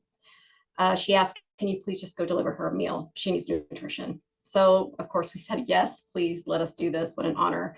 Our volunteer went there, and the first couple of days, it was just a door open about that much. A little hand comes out and gets the meal. The volunteer left going, yes, the door open, contact, beautiful. That kind of went on for a couple of days, and pretty soon the door opened a little wider and a little wider. And pretty soon, after about a month, it was the whole person and inviting us in. And as that progressed, so the daughter had called us and said, I don't know what you guys are doing, but my mom is coming back to life. She talks about the friend she made at Meals on Wheels, and she's eating her meal. She put on lipstick today. Even that, taking a shower, brushing her hair, that was a feat. What is really cool about this story is that not only was she getting the nutrition and being fed, she also created friendships and a purpose.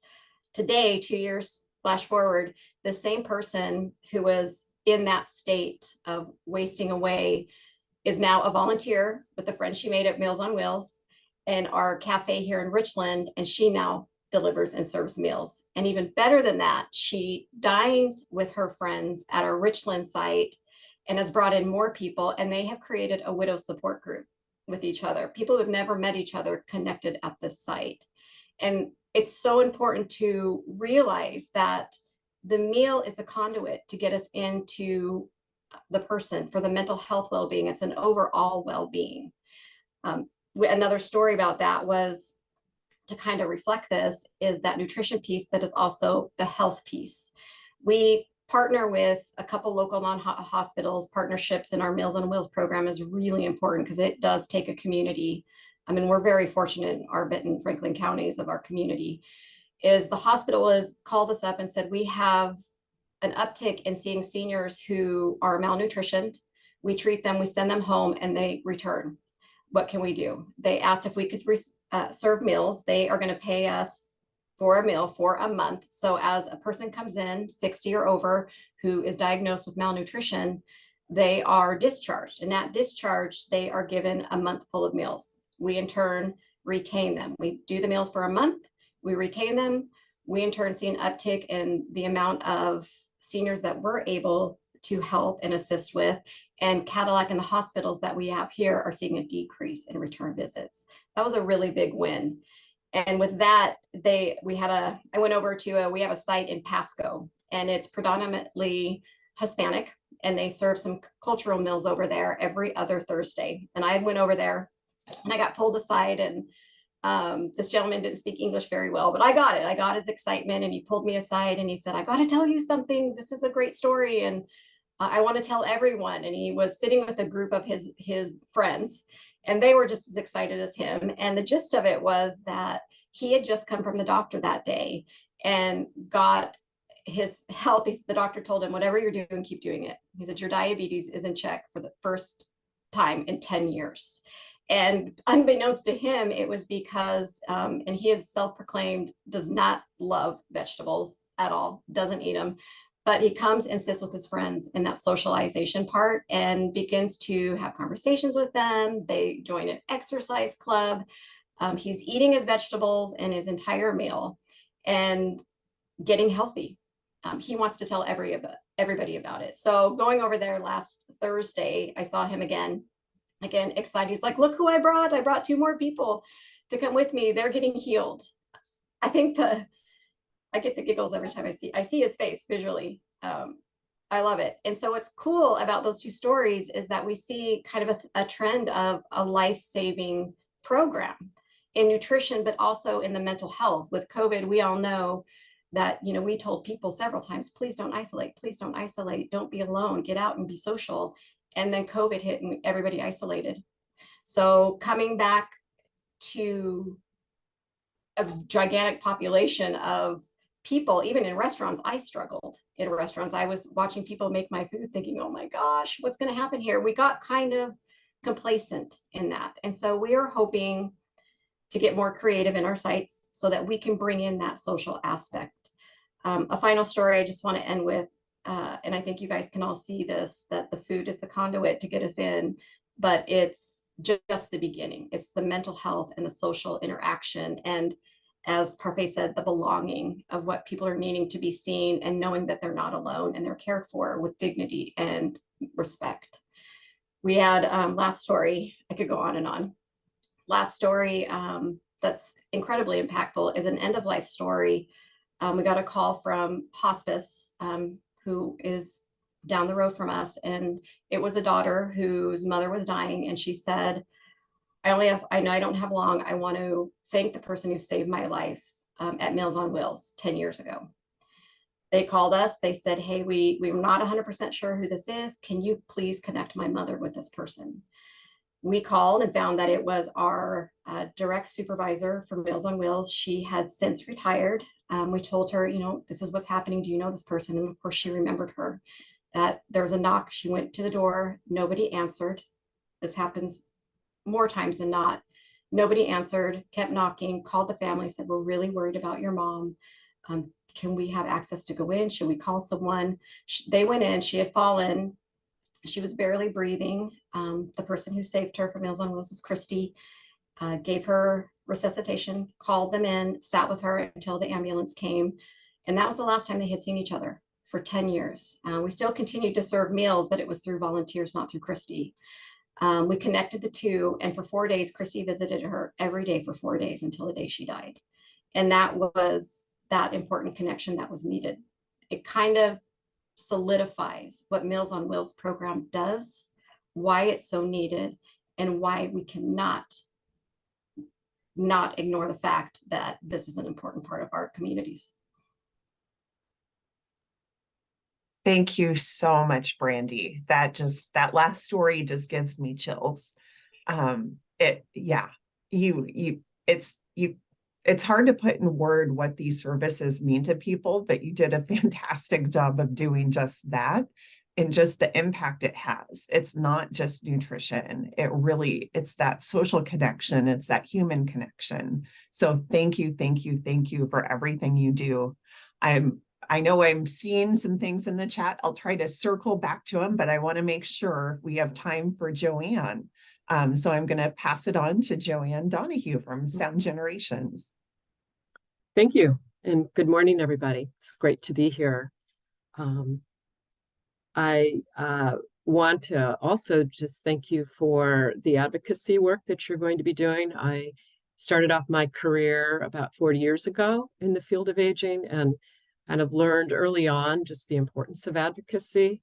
I'm wrapping up my career actually in the field of aging at the end of this year and continuing to do advocacy. So it's been kind of a constant thread through all the work that I've done over the years, which has been incredibly rewarding.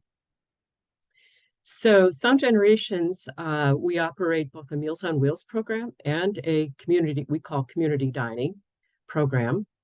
And we started off with our Meals on Wheels program at the beginning of 2023 with more clients than we had funding to serve.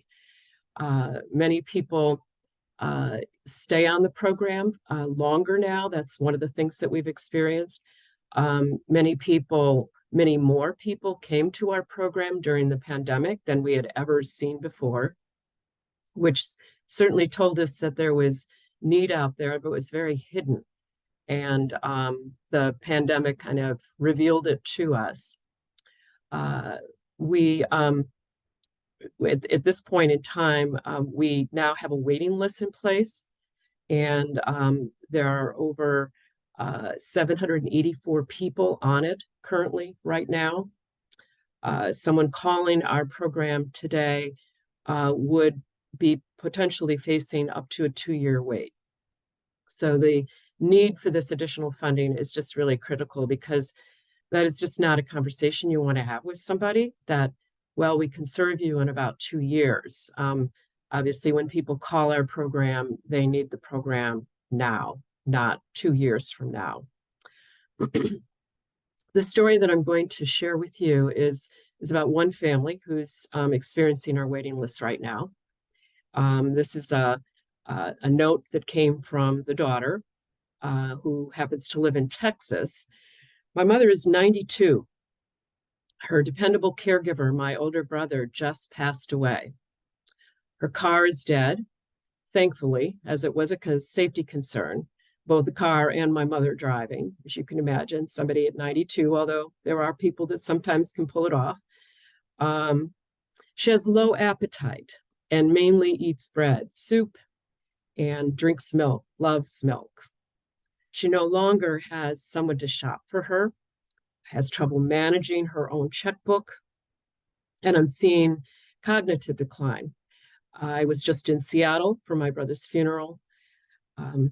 She's committed to kind of having her mother stay in her own home. She doesn't want her mother to be dependent on the brother's widow.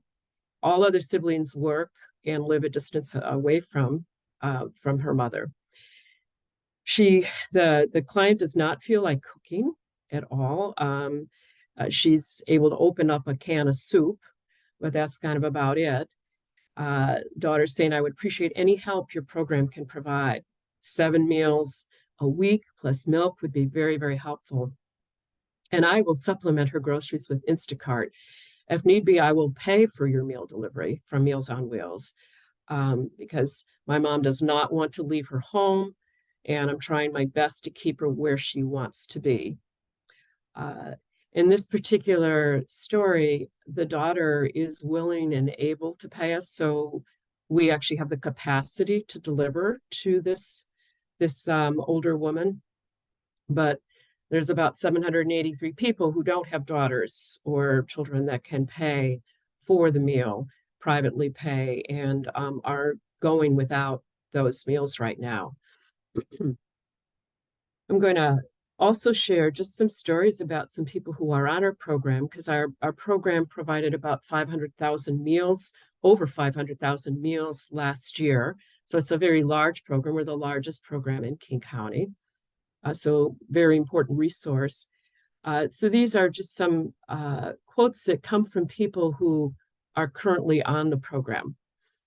I'm in my 80s and the meals give me stamina I didn't know I had. They're really good, really good. Thank you. The next quote, you're keeping me alive, and I can't express how important this is to me. I'm fully disabled and I'm not doing so good. And I want to make sure that you know you guys are keeping me alive. The third person wrote, I got my order this morning and I got a little card inside decorated with hearts, nice words, and flowers. I just wanted to tell you that this little card really means a lot to me. Thank you. I've gotten these little notes and cards from you guys periodically, and they are always very sweet. They touch me, and I know it's a small gesture, but they mean something to me. I live alone, and I wanted to say thank you. And please keep doing this work because I'm so grateful. So I know we talked earlier about just the tagline that accompanies the Meals on Wheels program. It's more than a meal. And you can tell from these testimonials from people who are actually receiving the meal, just that it is more than a meal. The other thing that we have seen with my organization, because we also offer information and assistance to the community, our Meals on Wheels drivers, both the volunteers and the paid drivers, are one of the biggest referral sources to our information and referrals service, because they notice things when they're out in the home, changes that are occurring, and then they let our information assistance program know that, so that we can kind of follow up and provide some services to individuals if they're willing to accept it. So the more than a meal is more than just a tagline. We also offer a community dining program, as I mentioned earlier. We have 18 sites in the community. About 7-8 years ago, we moved to from scratch cooking so that the meal is very much in alignment and consistent with the community that is being served. So we have a number of ethnic sites that we're serving through this program, and the meal that they receive there is made by people from their community and with ingredients and, of course, a menu that is reflective of that. And the community dining program, while it doesn't have waiting lists, we had so much more need come to the program during the pandemic. that we didn't even know about. And that need has not gone away, but the funding is going to, as was mentioned earlier, not be at the same level unless there's some advocacy done to ensure that the funding is there. I'll conclude with just one story from one of our sites. Patty learned about our senior community dining program in 2014, and she started attending with a friend. Unfortunately, in 2017, she was diagnosed with throat cancer and had to take nourishment through a feeding tube. She lost a lot of weight and was quite sick for some time. Patty, to this day, credits HIP, the name of the program, Hunger Intervention Program, with her recovery. HIP's delicious food offered 3 times a week helped nourish Patty. She even started gaining weight. Today, Patty feels good and has made many friends through volunteering with HIP. It's another way that people kind of get purpose and meaning along with the food. She said, I want you to know you guys have changed my life. You made me better and helped me recover. I cannot thank you enough. In a more recent conversation, Patty stated, HIP has saved me. I really do rely on the healthy meals you serve. It was hard going 2 weeks without meals during the holiday break. I especially loved the meal today. The salad with pears was so good, and so was the pasta and sausage. I also love the exercise class. I guess you could call me a dancer. Without HIP, I get so isolated. She just captures so well there all the benefits that come from coming to a community dining site, just the people connection, and of course, in her case, the exercise that she's also getting. So I'll conclude my remarks and let the moderator take it over from here. Thank you so much for listening. Thank you so much, Joanne, and thank you for everything you do for your community. It is just heartbreaking, just the level of need and just the waiting list as it sits today, and to know that we're really on a brink of this getting just at crisis levels. And I know there was some comments in the chat asking about meal site costs and operating meal sites, and what about increasing volunteerism? With this, only 61% of funding to sustain services as they're being provided today, you can't backfill all of that with volunteers. And meal sites statewide, they are very lean machines. Our nutrition providers are pretty darn amazing at making a dollar stretch. I will just put it that way. They already stretch as much as they can. And there's only so much you can fundraise from the community. They do so much work to get community donations to keep these programs going. With this $15.2 million shortfall, you can't backfill that with volunteers and cost savings and fundraising. It's just too much. And when we know the need is already so significant and beyond what we're able to fund,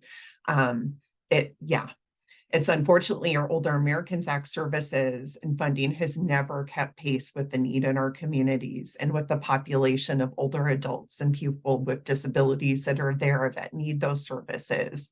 And definitely is that more than a meal, as we heard. It is not just the nutrition, but it is that social connection, that reduction in isolation that is life-saving. So we really want to see these services continue in the future, and we appreciate any and all advocacy you're going to do with us in this coming session, and even in this coming fall and winter. If you want to get ahead of session, we're going to have some tools for you. So we'll be sharing on our state association website.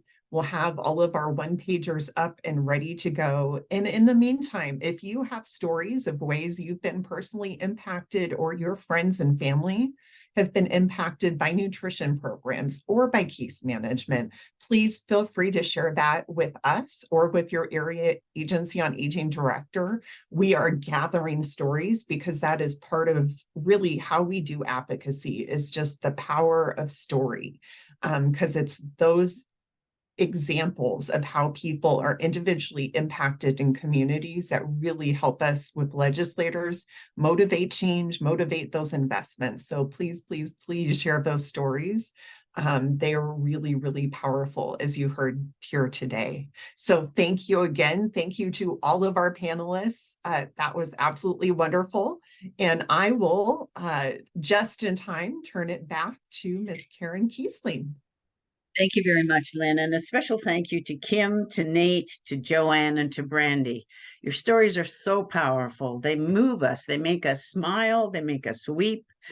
And that's what we have to give to our legislators. We have to say, this is life-giving. It matters to all of us, and you certainly have given us powerful examples. So thanks for inspiring us. We'll all look for our stories and we'll be ready to tell them. Before we break for lunch, just at this last bit, we have 10 minutes. We're going to hear from B. Rector, who's the Assistant Secretary for Aging and Long-Term Support Administration in the Department of Social and Health Services. And B is a specialist at taking complicated issues and making them very understandable. She has the responsibility for the delivery of all publicly funded long-term services and supports in Washington State, and she provides oversight for the Washington State Council on Aging and the state's partnership with the area agencies on aging. So welcome, Bea, and we're ready for your explanations and information. Thank you so much, Karen. And Rebecca's going to run my slideshow, and it is very brief because I know I stand between you all and a lunch break. And I just want to echo my appreciation for hearing the panelists tell the stories. It is really rewarding to hear the difference that case managers make, that senior nutrition makes, and that all of the services that we work so hard to develop in Washington State and operate in Washington State are making a difference. And so I just appreciate that opportunity. If we want to go to the next slide, please. One of the things that is very rewarding is that we live in a state where we do have a high performing system of long-term services and supports. And I want to just take a moment to let you know that the American Association of Retired Persons, AARP, which I'm sure many of you are familiar with, is a national advocacy organization, and they, together with national philanthropists, have created a scorecard that measures state level performance of long-term services and support systems and really looks at them through the lens of people who need and receive services. And they look at it through a number of dimensions, which include access, choice, safety and quality, support for family caregivers, and community integration. And on September 28th, they issued the 5th scorecard. And once again, Washington was ranked overall as second in the nation for our high performing system. I just want to take a minute to thank each of you in this room for helping to create the vision, the environment, working with the legislature on the will to put money where our mouths are in budget appropriations and statutes that together really have achieved this result for Washingtonians. And those of us working and advocating in this space know that we're not perfect. We see the gaps every day. We experience barriers in people that we're serving getting access to the services and supports that they need. And really, this scorecard helps to shine a light on what is working well and also where we need to continue to work towards improvement. I am very proud of the work that we do collaboratively with partners, advocates, stakeholders, service recipients, and families. And I hope that you also will take a moment, pat yourselves on the back, and feel a sense of pride with me for the shared commitment to continue to fight for the needs of individuals with disabilities, older adults, their caregivers, and their families as we move forward. So together, I know we have accomplished great things. Together, we'll continue to learn, to expand, and to innovate for the people that we serve. Go ahead and go to the next slide. I think many of you have seen this slide from me and in other venues before, and it's just a reminder of the demographic shift that we are experiencing that Lynn certainly talked about in her remarks. You know, the population of people 65 plus in our state and our nation is growing rapidly. We know that age is highly correlated with the need for long-term services and support. So particularly the blue line on this slide, which is our 85 plus population, tells us that we need to continue to work hard to expand and improve the way people are able to access and experience our services. We also know that many people age well into their 80s, and many of you in this advocacy environment are older adults yourselves who are living highly active, engaged lives, and that also needs to be recognized.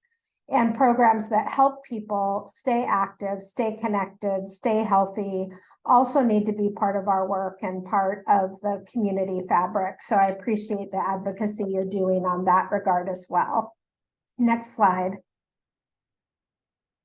So while the population of people who need our services is aging, unfortunately, the number of working age people is shrinking, and that's because our families are smaller, you know, people are not having as many children, etc. So what this really means to me is that we cannot do business as usual. We can't do things and solve problems in exactly the same ways that we've done and solved them in the past. We really have to innovate.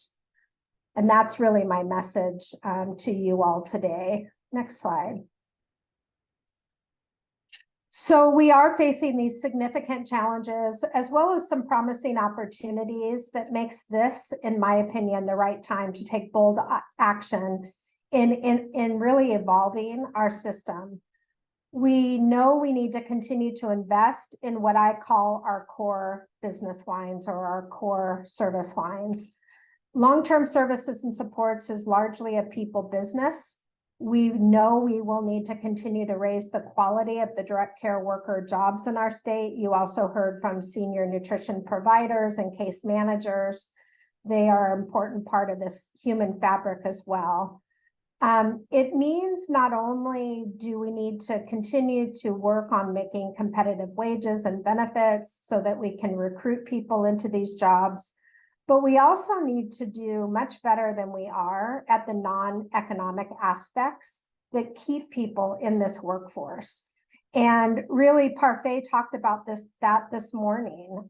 People want to feel respected. They want to feel seen, heard, valued for the critical and important work that they do. And our biggest problem is we are not retaining people in the workforce. And I really feel that a piece of that is that people do not feel respected for the work that they're doing. And so I think as employers, you know, home care agencies, CDWA, all of us really need to do what we can to you know, respect, honor, and engage our workforce.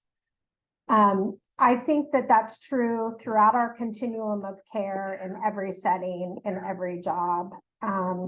Family caregivers, although there are few of them, still are a core workforce delivering unpaid care, and area agencies on aging have really been on the forefront of developing those family caregiver supports that are so important and effective in keeping people at home. So we need to continue to work on that as well. Next slide. This is the last slide. And really what you're going to hear me talk about tomorrow if you're at Senior Lobby, again, is this reality that we cannot do business as usual, that to be effective, we need to continue to evolve. We need to build on what's working. And we need to really ask ourselves, what are we doing to help people feel safer when they're alone, to be in a better position to maximize their independence? And we have core interventions and services that we've utilized to support independence for many years. Home delivered meals, congregate meals, supporting family caregivers, providing case management and other in-home supports. But I also believe there's more we can do to support independence, maintenance of health, and to help individuals feel supported in their home, particularly when there's not a human there to assist them. And that's where I think we can learn from things that we did in the pandemic because we had to. We need to figure out where can services be provided remotely. How can we do interventions that reduce isolation remotely when people are not able to participate in congregate kinds of activities? We need to use technology, adaptive equipment, assistive devices, again, to help people feel safe and to really maximize independence at home. We need to make services easier to access, and we're doing that through integrated eligibility, but also presumptive eligibility. And we need to continue to collaborate and adapt what we're doing because none of us can do this alone. So again, the last slide is just a big thank you for your advocacy. You'll hear more about some of the things that the department will be asking the legislature for in this next session, both by way of some statute changes, but also by way of budget appropriations. And you've got my contact information on the slide, and I'll turn it back to Karen. Thank you so much. Thank you, Bea, very much. That last slide was really powerful. The ways we have to move forward. I think in this group particularly, we ought to be thinking about the creative solutions because there's an awful lot of brain power out there, an awful lot of experience, and an awful lot of caring. So thank you. We'll look forward to what you have to say tomorrow. And we're going to take a half an hour break to get up, stretch, have some lunch, but be sure you're back here at 12:30 because that's when there's an important message about some awards, and we all want to be part of that. So just mute your system, stop your video, go and take a break and come back at 12:30. Thank you to all our proposers, our presenters.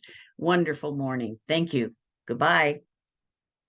Session, I'm going to turn it over to Michelle Blythe, the chair of the Washington for the State Council on Aging, because I see that they're all on, and we're so excited and refreshed as we move forward this month in our new roles. So I'd like to thank them. And Dennis Wheeler was elected as co-chair of the State Council on Aging.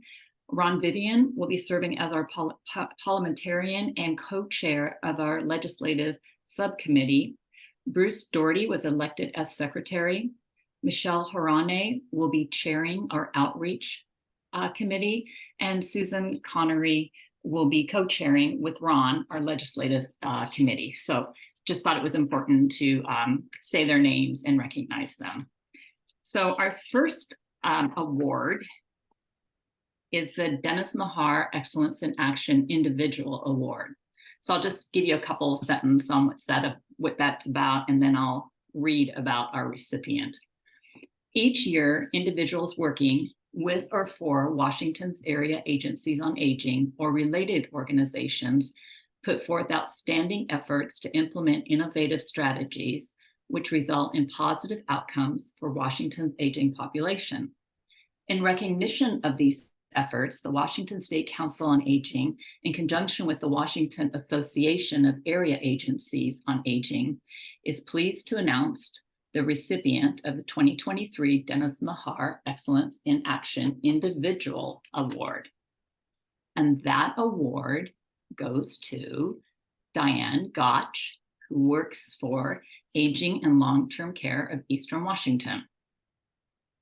So I'm not sure if she's on. And I see Lynn's got hearts going on over there.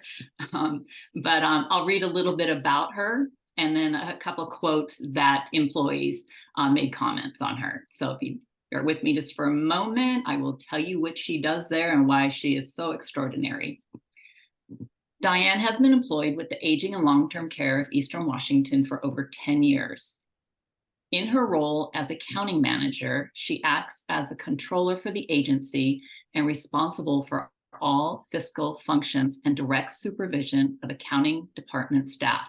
She works very closely with the executive director and other lead staff to develop organizational and program budgets. Diane also works closely with contracts department staff, not only in developing budgets for service contracts, but she has a wealth of knowledge on contract requirements and creation, and she helps guide the contracting process. So the program supervisor had this to say about her, and I'm quoting, "I've had the opportunity to work with Diane in developing program budgets and program billing and reimbursement.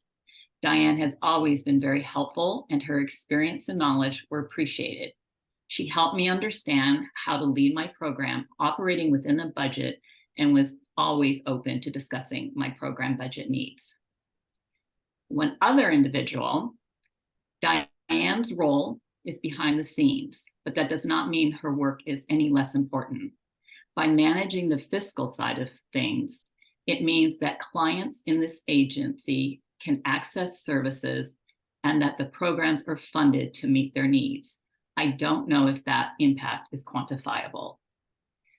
So with that, Lynn, I don't know if you want to say a couple of words. I'm not sure if Diane's on, but I'm very pleased to present Diane Gotch the 2023 Dennis Mahar Excellence in Action Individual Award. Thank you so much, Michelle. Diane is absolutely amazing. She has helped so much, our agency so much over the years, and she also goes over and above to help our community partner agencies. So they've experienced different issues around the years as people come and go, and she is always there to just patiently help people get back into compliance and help all of us understand what goes into our programs and services. So thank you so much. I didn't know she was getting the award. Oh. I would have dragged her on. Oh, well, now you can surprise her with it. Well, thank you for the comments. All right. The next award is the 2023 Excellence in Action Organization Award. So just a couple sentences about this one. Each year, Washington's area agencies on aging put forth outstanding efforts to implement innovative strategies that result in positive outcomes for Washington's aging population. In recognition of these efforts, the Washington State Council on Aging, in conjunction with the Washington Association of Area Agencies of Aging, is pleased to announce the recipient for the 2023 Excellence in Action Organization Award.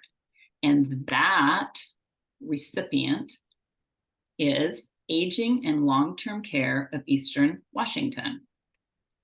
So I'll read a moment about the extraordinary work they do. In 2021, Aging and Long-Term Care of Eastern Washington started work on the Building Dementia Capable Communities grant. The goals are to support people living with dementia, including those in early stages, to stay active, socially engaged, and in their own homes. Also to support family caregivers so they can stay healthy and continue to help their loved ones with dementia to stay at home. Increase the dementia capability of AAAs and aging network partners, and promote efforts to build dementia-friendly communities. With the number of people living with dementia expected to double by 2060, we are working to break the stigma and create dementia-friendly communities and spaces in Eastern Washington through outreach, education, trainings, resources, and supportive services. So congratulations, and it's my honor to award the 2023 Excellence in Action Organization Award to Aging and Long-Term Care of Eastern Washington for their extraordinary work on dementia, the dementia program and services. Thank you so much. I feel guilty because we're getting both awards, but we really, really appreciate it. Our staff that work this program are they're so creative and they're so passionate about making sure people with dementia in our communities get the support they need. We also have wonderful partners at the Alzheimer's Association we work with, and just getting programs out, having a dementia specialist do one-on-one counseling with individuals with dementia and their care partners, helping them through the process and the journey, setting up community cafes, all of the above. So thank you so much. We really appreciate it. And I challenged my AAA partners to get your award applications in next year. Don't feel guilty. It sounds like you more than deserve them. Thank you very much, Michelle, and congratulations to Lynn and to Diane on the awards. We have a great afternoon session to help prepare all of us for our advocacy work and at the next legislative session. It's my pleasure to turn the afternoon session over to Lynn Kimball in her role as chair of W4A's Legislative Committee. Okay, well, and we've got something special for you here today, which is we actually are going to have some opportunities for breakout rooms because we know there's so many different topics and sometimes we try to cram everything into a panel. We decided let's give each topic a little bit more time and space. So I know Rebecca is probably in process of creating some breakout rooms. You'll have the opportunity to join. The first one will be staying here. So if you stay in this room, and we'll explain how you get to the breakout rooms here in a second. If you stay in this room, you'll get Advocacy 101 with Kathy Knight, who's our state director for the Washington Association of Area Agencies on Aging. We all know as advocates, there's a lot of tips and tricks, and some of you have been doing this for a lot of years. You know it in and out. Others are this work. So it's really helpful to just come together, learn more about advocacy. What does it take to be effective? The next is a breakout session on housing and services with Kathy McCall from AARP. So you'll get to hear from AARP about how housing is a really, really critical issue, and it has a lot of impacts for older adults, whether it's figuring out how to modify and maintain living in your own home, keeping it accessible to all of the affordable housing crisis we see statewide that challenges those we serve on fixed incomes.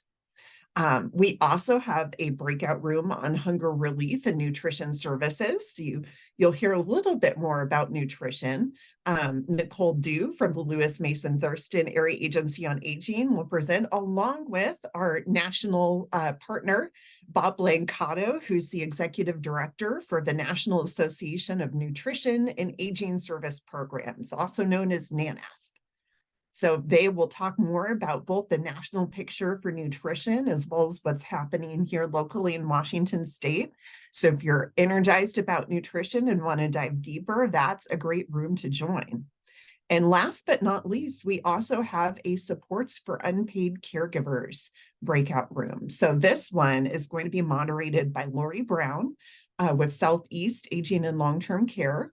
And she'll also be joined by Christina Marineris, Community Services Manager of Area Agency on Aging and Disability of Southwest Washington, and with Corey Blythe, who's the Assistant Director at Southeast Washington Aging and Long-Term Care.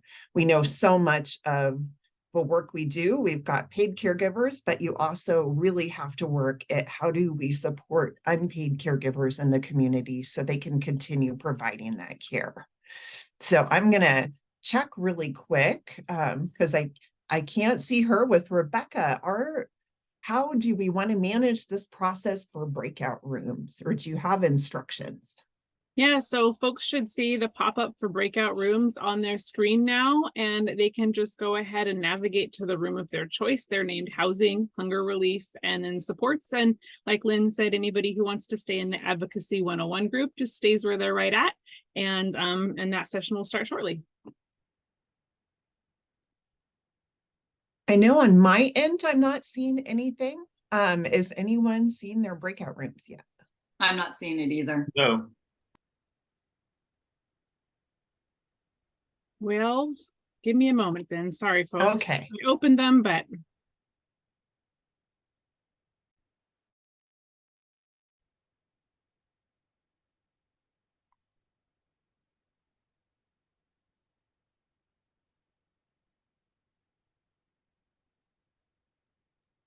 if folks just want to put in the chat where I think Rebecca, Yeah. I look at this when I bring it up and it shows all these unassigned. And if you scroll all the way down, it says housing plus services, join, hunger relief and nutrition, join. So if people bring up, it's in, and if it didn't come up, it's in the bottom line where I have more, the more option with the dots. And when you click on that, it should show breakout rooms, and you click on that.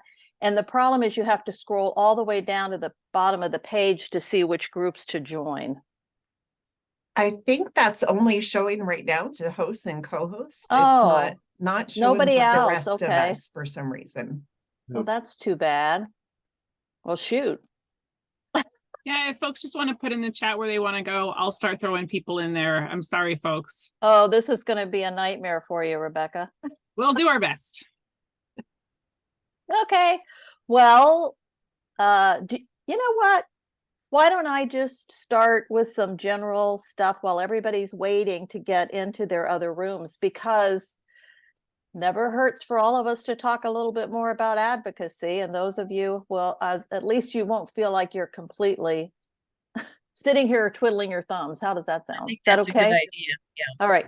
So I want to bring up a slide that I have that I think is great. And it actually came from our national affiliate. So should this work for me? I mean, you're going to have to tell me, somebody will have to tell me. And if okay, I did that wrong. Well, boy, technology. I can't bring it up until I share my screen. All right. All right. I want to share my screen. Okay. And then I want to bring up, is anything showing besides my face? Because I'm also having problems. Just your face, Kathy, but you look amazing today. Oh, gosh.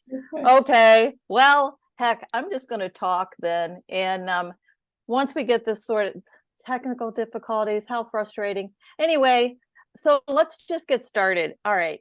I just wanted to say, obviously, you've heard it all day. And, you know, advocacy is at the foundation of our work we do and at the Aging Network.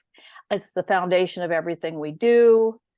And it's by older adults a lot, but so not just for us, but also by us.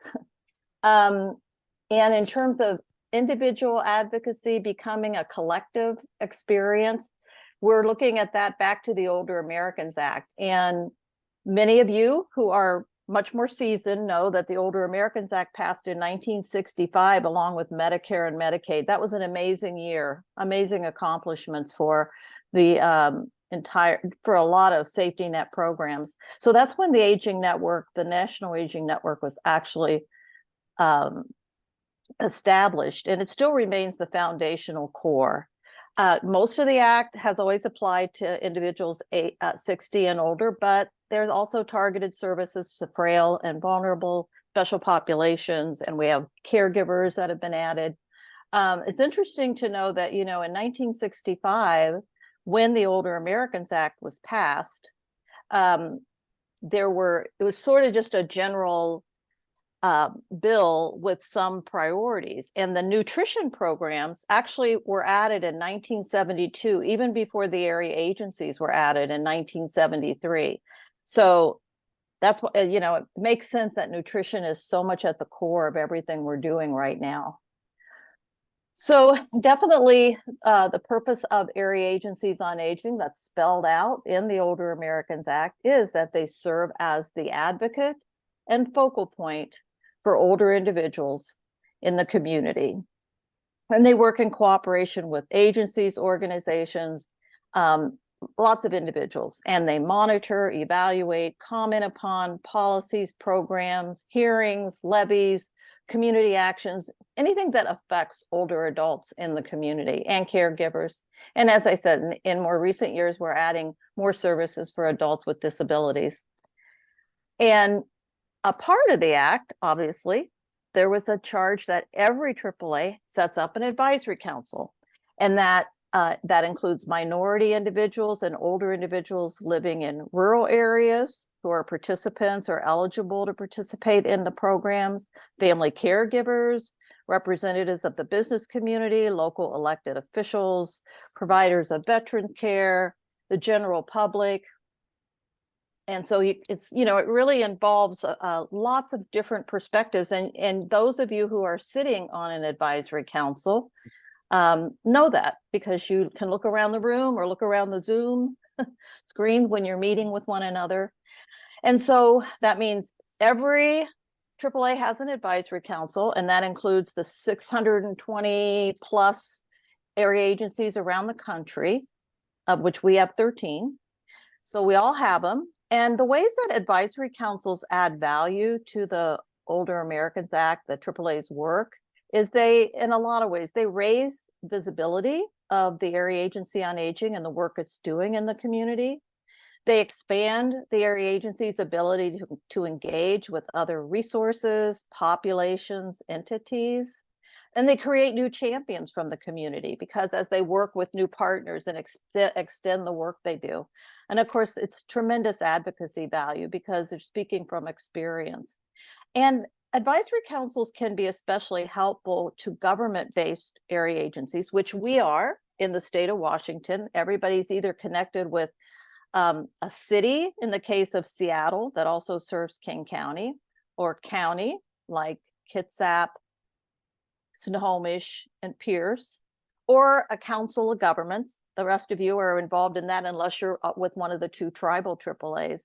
And so because of that government relationship, sometimes it's the advisory council that's really able to add the powerful advocacy voice where maybe, say, the director of the AAA may not be able to speak as aggressively about things as you can as an advisory council member.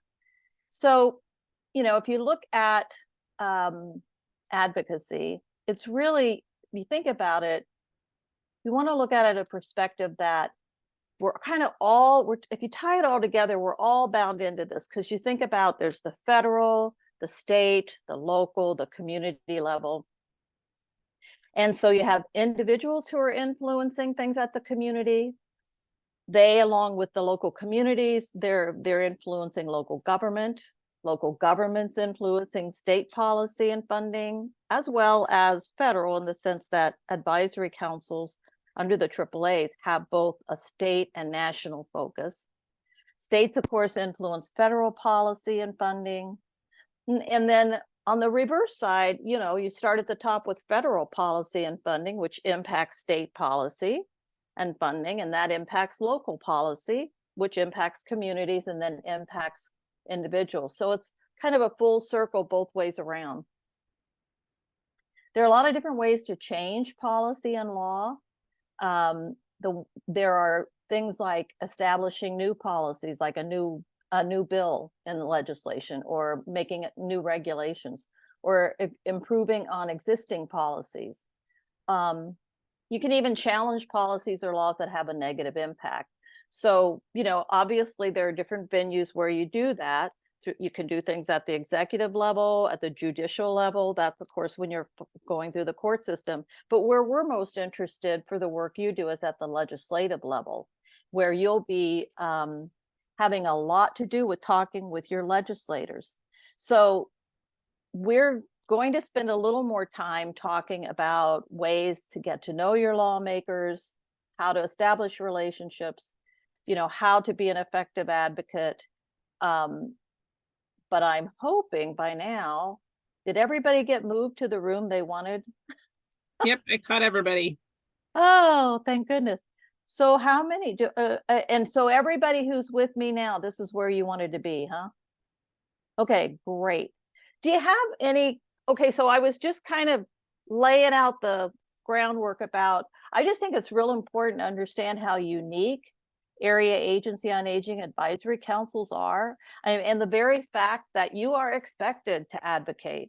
You are expected to advocate at the state level, at the federal level. You're going to have a great opportunity to hear from Sandy Markwood this afternoon, who's the CEO for our national affiliate, and she's going to share some of the important work that's coming up next year because we have reauthorization of the Older Americans Act. So, any questions about the quick, broad overview I ran through, or comments, or insights, perspectives? I see in this group some really seasoned advocates. So I would hope that you would be contributing your perspective as well. because I can go on if people don't. Oh, hi, Kathy. This is Ginny. Hi there. And How are you, from Jenny? O3A. I'm good. I'm on the advisory council for O3A, serving for Jefferson County. And we just went through the area plan process, which, as you know, is really a huge undertaking every 4 years. And one thing I did was go out to deliver surveys to some of, like the library, senior centers, other things, so we could get feedback on what's needed in our, not only Jefferson County, but our 4-county area. And then we had a public hearing, which there was only a few people that showed up in person. It has been on Zoom. But I suggested and talked a little bit with the director about maybe writing a letter to the editor for our local newspaper to raise awareness about O3A and in the area plan and what we do, locally in our 4-county area. So that's one thing I'm working on right now. That's a great idea. And you're right. That's a very effective way to bring attention to an issue, to state a position, to make sure, because we're in the middle of this work, but so many people have no idea what's going on about issues. And I think letters to the editor are a very effective way to educate the public, because people will read those. They do check out their newspapers, and they can have never even, I often hear area agencies on aging are the best kept secret.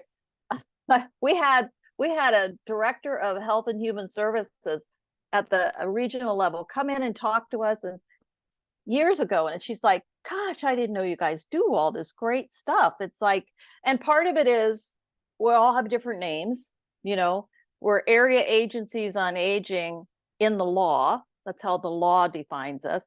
But every one of you has a slightly different name, and you're connected with different communities. So it's great. And particularly when your advisory council has, in your case, if you're just asking people for input, or you want people to be aware of like the area plan process, boy, that's a great tool and an encouragement for people to have input. And as I said, you are ambassadors. That's one of the roles you have in your community, is to be that kind of link between the work that the area agency is doing and helping the community understand. So anybody else want to share something they've done recently that they consider a very effective advocacy tool they've used? Mary Ann, aren't you going to share about your presentation? Oh, I was sitting here kind of laughing to myself, wondering if that's what you meant. So before that, I'm going to back up and say Walt suggested that I write a state proclamation for Senior Center Month. And so it was Washington's first statewide proclamation, and a couple things came out of that. First of all, I'd never written one, but the governor actually signed it, which was awesome. And then when I shared it with other senior center directors, it was a really unifying tool, and it kind of built some momentum, which I did not expect. And then it turns out to be a good educational tool that we can share. And so I don't know if we have a national AAA month, but that might be a nice proclamation opportunity to get some recognition and some statewide attention onto what you're doing. And then what Kathy's referencing that I did yesterday with my co-partner or partner in crime, Ron Vivian, is we did a joint legislative executive commission yesterday.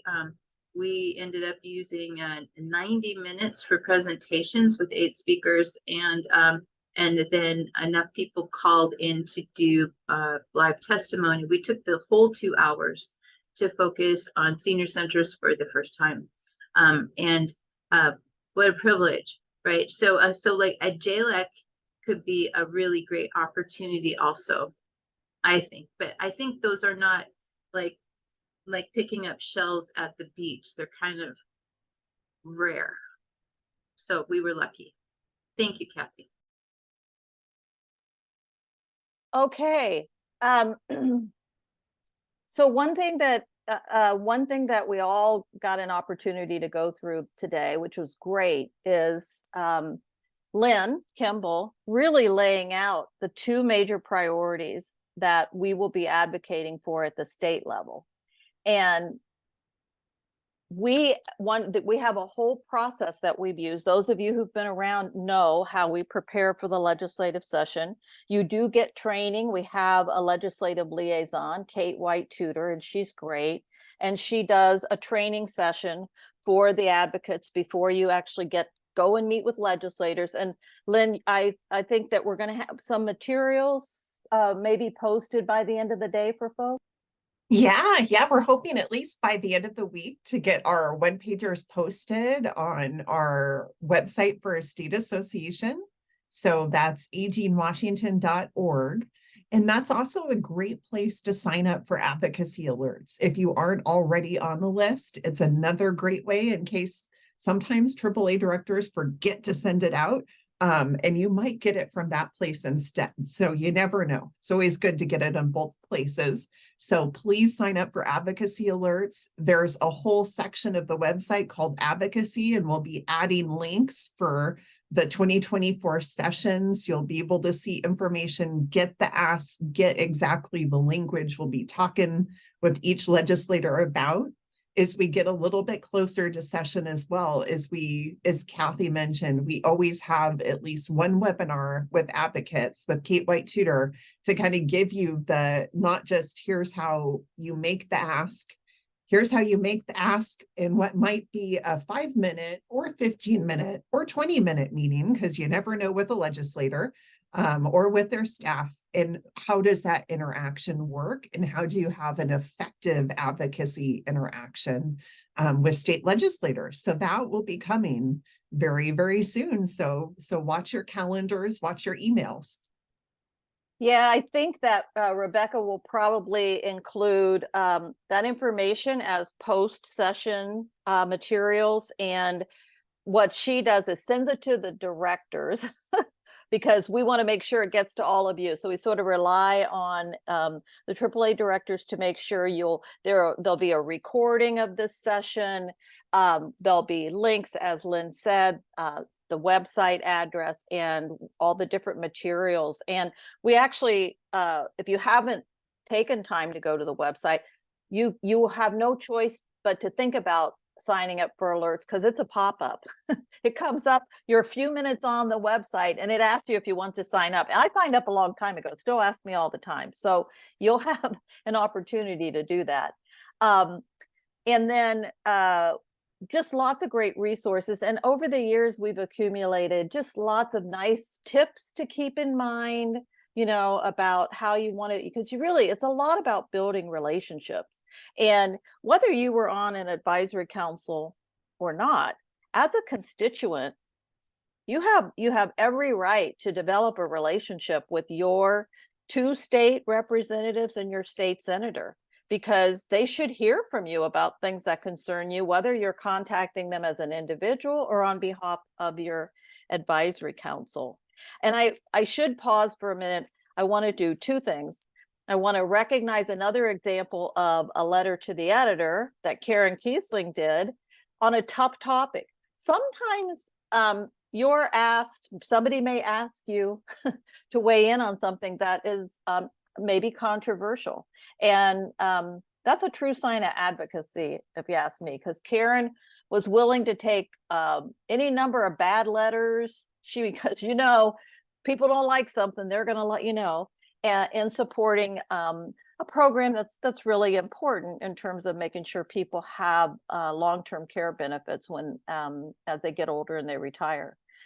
That also made me think about, since Karen's on the state council, just to make sure when we're talking today about all of the things about advisory councils, I'm talking about the AAA advisory councils. And so most of the state council members are also advisory council members. So it's relevant, very relevant for you. But there are different there are some different expectations when it comes to advocacy for the State Council on Aging members. And they're already situated to have a specific training. I think B Rector is going to make sure, because it is a little bit different when you are established in statute to be advisory to the governor and to the State Department.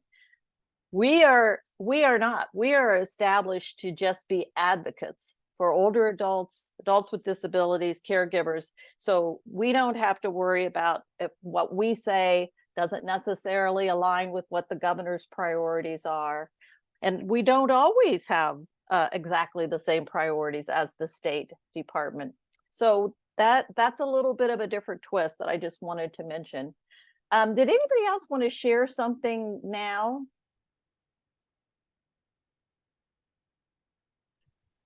Kathy, this is Karen. I just wanted to mention something that I didn't do, but that somebody did that I knew well years ago, and I thought it was the cleverest idea. I've not done it myself, but I think it would be tremendously effective. This was a friend who lived down the street from me in Pullman. She was very involved in, actually a longtime resident of Wisconsin, had a good working relationship with a prominent Wisconsin senator.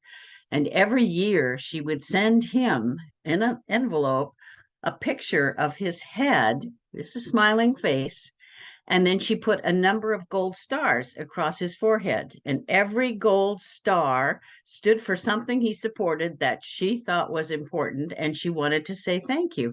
I am sure that William Proxmire watched for that piece of mail every single year. I thought it was the cleverest idea. I've never tried to do it, but you know what? We are all children who love the idea of a gold star. Yes. No, that's great. And William Proxmire was, quite the statesman, and definitely, I'm sure that meant a lot to him to have that.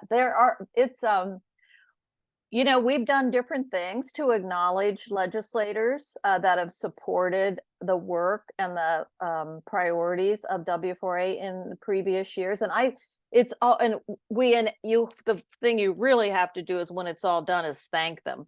We make sure that they get, whether it's just a visit that you're there and they've listened to you talk about your concerns, passing a bill, getting it out of committee. We try to make sure, because it is important to acknowledge the work they're doing and the efforts. They don't always get it through the first session, but if you're reinforcing how much you appreciate the work they're doing on behalf of our communities, that sort of sets the stage for better luck next time. Yes, I see Dennis, you have your hand up. I do, if I can unmute. Thank you. Can you hear me? I've found and established relationships with legislators that's really been helpful is I sign up for their newsletters. If you go to the Washington State Legislative website, and I realize, and I know what committees they're on, because it oftentimes tells you their interests. And when you're talking to them, I think it helps to understand where their interests and their influences are. And then also, I know what bills they've sponsored. So when I'm talking to them, I might thank them for the work they've done in healthcare reform or something like that.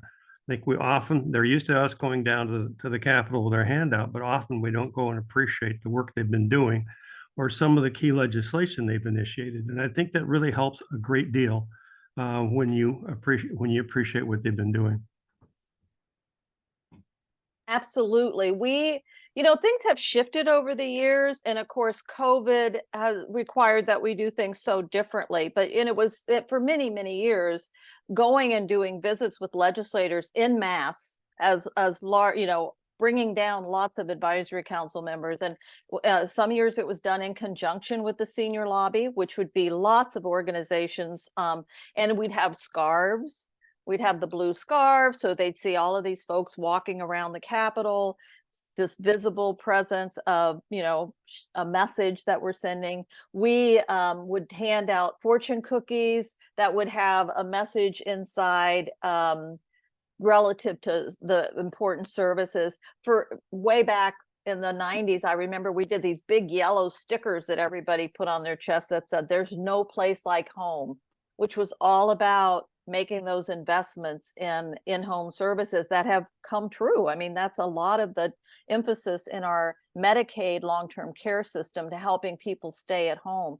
As a result of those years of advocacy and, you know, being vigilant with your message. So we're talking about so many different ideas, and I do want you to know that we actually do have some really nice written resources, tips. We will make sure you have all that. I don't expect you to just absorb this. Those of you who haven't done much of this before, we don't expect you to absorb all this. But Rebecca, could you just show, she's going to show one link, and we borrowed it because it was really well done, and it's sitting on the website now. And this was done by the Washington State Association of Counties. So if you could just scroll, I should have, so they provide a whole thing on how to engage with the legislature. Let's just go to the next one. We're just going to go through another one. Okay, so they give you information on legislative terms so that people can understand that. I've never worried a whole lot about that. I feel like if that's what your director helps you be prepared for. They're going to have your messaging. They're going to, so you should feel comfortable. What you bring that's important is your passion and personal stories. So that's an important thing. Let's see what's the next one they have. Yeah, there's all kinds. If you're really into this kind of stuff, you can find out what everything's happening legislatively, all the bills, all the appropriations. Legislative bills are different from the budget. And what Lynn was talking about today, we're not talking about introducing a bill or a piece of legislation. We're talking about actual budget requests. And so there's great advice on how to meet with the legislator, especially if this is your first contact with them, being really clear on, you know, why you want to meet with them. Now, this is interesting. You used to always leave handouts. We were big. We'd have packets. We'd have loads of things that we would make sure legislators had. All that's changed now too. Again, with COVID, we weren't doing visits. And then I think it has to do with, is it the public records or something, Lynn, that they don't want documents. So if you send them something, it's usually electronic, which is great because we're set up to do that. And both of our legislative asks will be done that way. You always want to follow up, as we said, thank them. And if there's any questions you can answer and offer to help.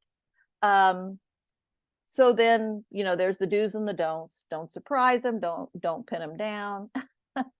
Don't go. Yeah. So anyway, let's go to the next one, Rebecca. I'm just wanting to give then they even go into how to use the online system. I mean, just want you to know that on the website, if you go to this link and you really want to study it in greater detail and understand how the whole process works, it's a great resource.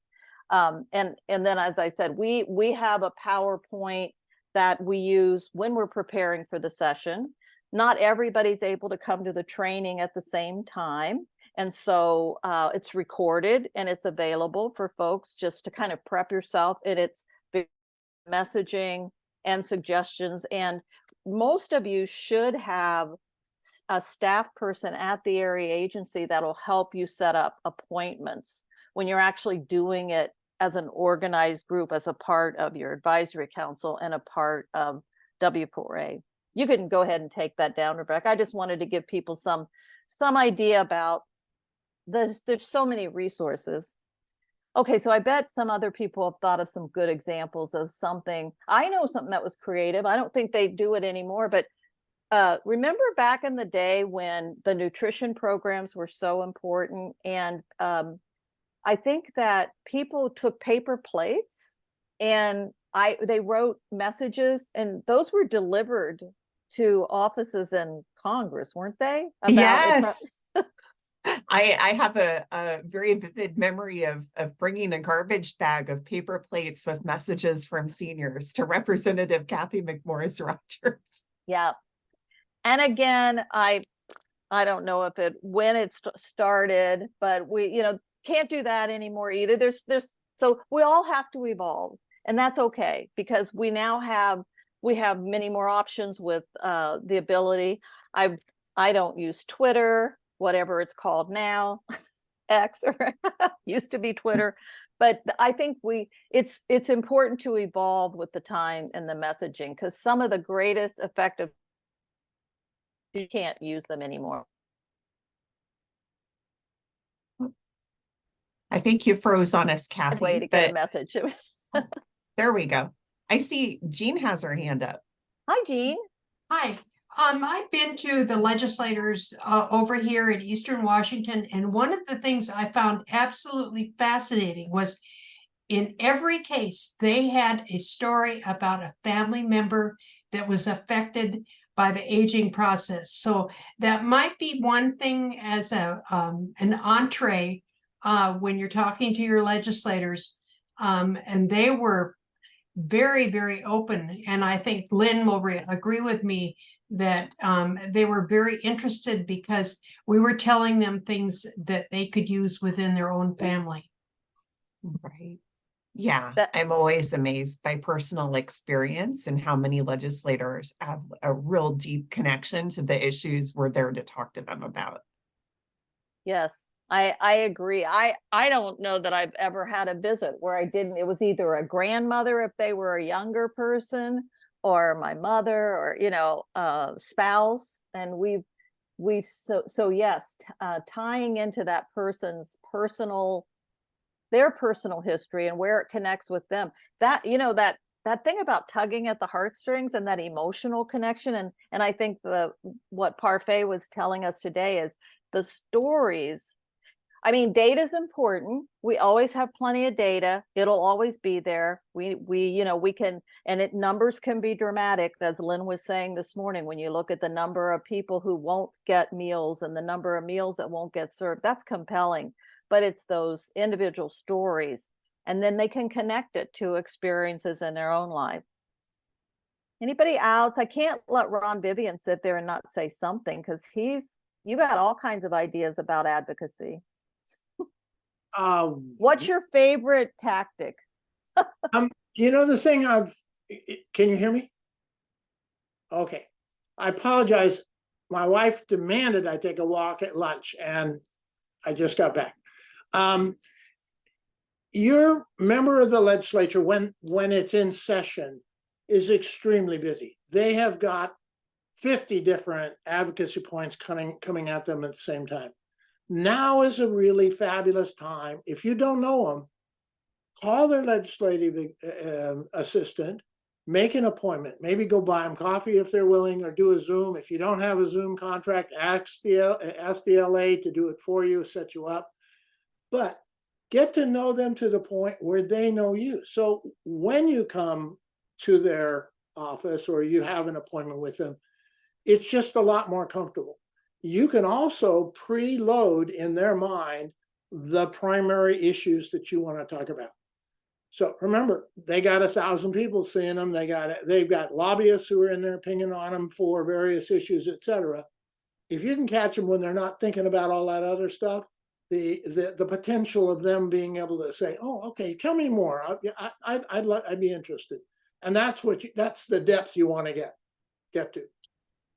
This is Karen. I want to add something to that, Ron. Thanks. It's a perfect point. This is a great time right now to say a very big thank you to at least one legislator I know who worked extremely hard on our behalf, and that was on the Kaiser Permanente pharmacy issue.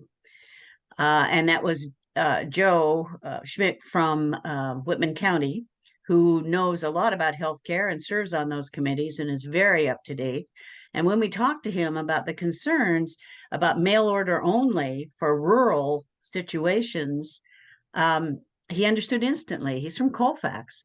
Your pharmacy isn't going to stay alive very long if all of the stuff is coming in the mail and not through them. He worked very hard. And of course, at one point when legislation wasn't going to be introduced to force this, he simply said to the Kaiser Permanente people, ladies and gentlemen, I want you to understand that I'm going to invite you to the legislature. I will ask both houses of the legislature to come together, and the governor will be present, and you will explain to them how this service is not destroying rural pharmacies and preventing health care.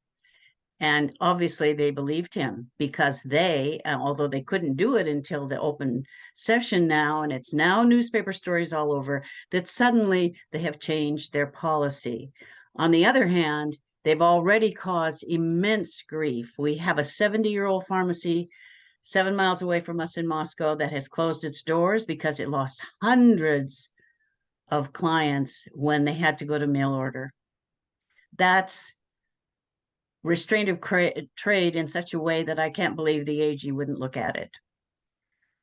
This is a huge concern, and if it hadn't been for legislators saying, holding feet to the fire, it wouldn't have changed at all. So please say thank you to the people who come through for us. It's just critical.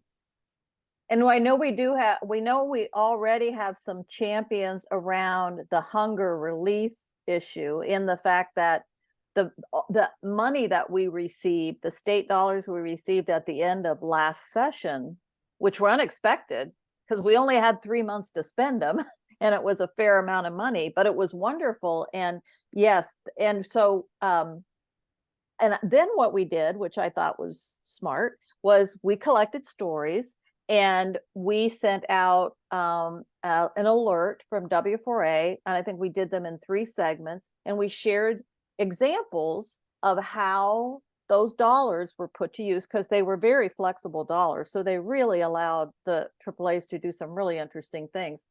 And we made sure every legislator got that alert to see the stories. And we sent a special note thanking those who sponsored that budget request. So I think you're right. It's Karen. It's like, make sure you're acknowledging and finding those champions. And what's the name of the group, Lynn, that already exists that's really supportive of the nutrition stuff? Is it Food Fighters? Yeah, there is. So there is the Anti-Hunger and Nutrition Coalition we're working with, and we're going to be working to engage. There is a group of legislators called the Food Fighters that have come together on hunger and nutrition issues. They worked a lot around school lunches, and have worked a lot around food banks and everything else. So we're looking forward to engaging them around senior nutrition. Thanks, Lynn. So I have to take a minute to just welcome and acknowledge that we're Sandy Markwood is going to join us as from US Aging. So I see she's here, and I'm so glad you're going to get to hear us talk a little inside stuff on advocacy for a few minutes, Sandy, but we're all very excited to get to hear from you later. And Ron, you had your hand up? I do. I'm not sure if you're in contact with Aaron Shashutsky. He is he's a Food Network guy, and he's doing a lot of speaking around. Lynn, I'll take a minute and get his email address for you. He has a 7-syllable last name, but don't be worrying about it. He's a really sharp guy, and he talks about hunger and. You just muted yourself, Ron. Did I do that? He also does a lot of work on behalf of military families, because there's a significant amount of hunger in active duty military families. So I'll see if I can get that onto the chat right away. You know, thank you so much. Yeah, nutrition, hunger, that's such a basic issue. I have a feeling we're going to find a lot of allies during the session as we deal with that issue. I wanted to pose a question to the group because, you know, we talked about some of the really creative ways that advisory council members have done advocacy in the past. Oh gosh, I remember going to DC and we had these beautiful handouts, again, back when you could send materials places, and it was called Sequestration with a Face. This was back when they were going to do major cuts during the Great Recession. And again, it was stories, but it was people. They would see a person and they would hear this story. And it's just such a nice way to message things. But now that everything so much is, I don't know what the session's going to be like. I don't know if everything's going to be on Zoom or if people will have the option of in-person meetings, how it's going to go. I assume we're back to in-person meetings. Should I assume that or not? I think it is very flexible for legislators in trying to fit things in. So I would not assume that we're going to see Zoom meetings go away. I think we'll have more options to meet in person. But at the same time, those of us who have to travel a long distance to get to Olympia, and it can be pretty hectic days, we might also take advantage of some of those Zoom sessions to get a hold of people earlier, to have more flexibility, get more meetings in. Yeah. And get right into the meeting. Well, I will say, to me, that's been the positive thing about Zoom, as people have gotten used to using it and comfortable using it, because we have so many more people now who can be involved, who normally, maybe for health reasons. It's not just, distance is a big one, but just maybe their mobility and being able to get around. And so it's wonderful to have more people involved if they have the connectivity, and we don't have that digital divide working. So I was going to ask a question like, how do we help folks who don't have that easy access with a computer at home? I mean, most everybody has a phone, and you can make a phone call to an office. And I've done that to my congressional delegation, made a phone call and say, hey, please support this. So it's not like you don't have a way of reaching out. But are there, when we're really wanting folks to be more involved, can they go to their senior center and get help accessing a computer so that they could send messages, say, if it's not possible, not necessarily, not everywhere, right, Mary? It really depends. I'm just thinking we really uncovered that digital divide during COVID. And I think that we just want to be aware of that. Fortunately, because you're with an advisory council, you already have tremendous support. You're not going to have to worry about, and if you didn't, for instance, if you weren't able to do a Zoom meeting, I'm sure they would make it possible for you to be at the area agency or somewhere else so you could participate. We've gotten so much better about doing all that. Do you have your hand up again, Ron? I do. And okay. The reason is I'm not sure whether they're going to be open for in-person meetings, but there's a big challenge in the legislature or in Olympia, is that some of those office buildings have been torn down and they're in temporary offices. So absolutely find out, because last year, if you recall, you couldn't get inside the building. It wasn't a matter they weren't accepting people in their office. You could not get inside the building past the guards. And given that they're in temporary quarters this year, some of them, that may be the case. So it's very well worth check in with or keep an eye on what senior lobby is telling you tomorrow at their conference. If you have an opportunity, they may mention it, but it's something definitely to check in.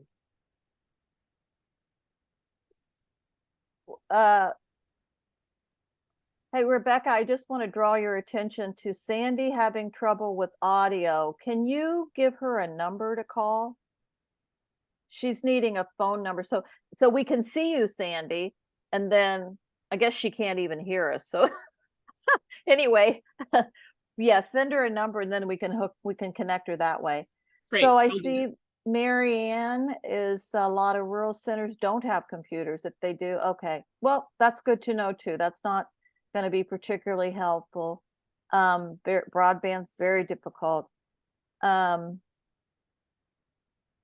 is one idea that just kind of comes to mind to me, is around so many of our senior meal sites are just amazing gathering places, often in especially our rural communities can be really, really good at these sites. And I just think about the power of coming in with an iPhone and getting people to record a few messages for their legislators and bringing it back to the Area Agency on Aging staff person to put together.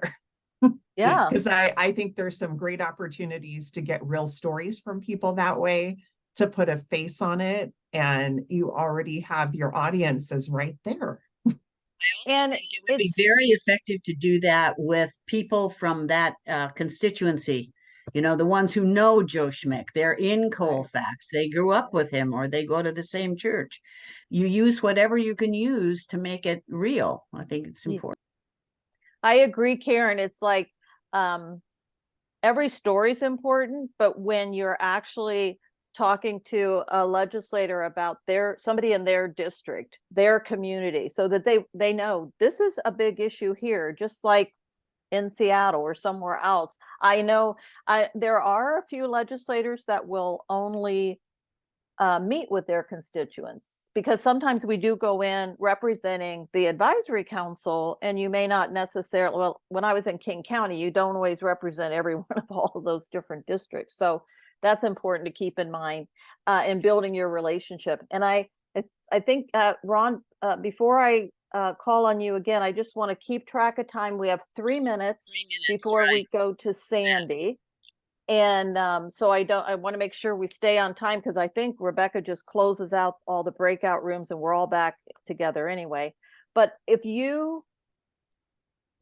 we promised to send you information, so you're going to have some specifics to help you.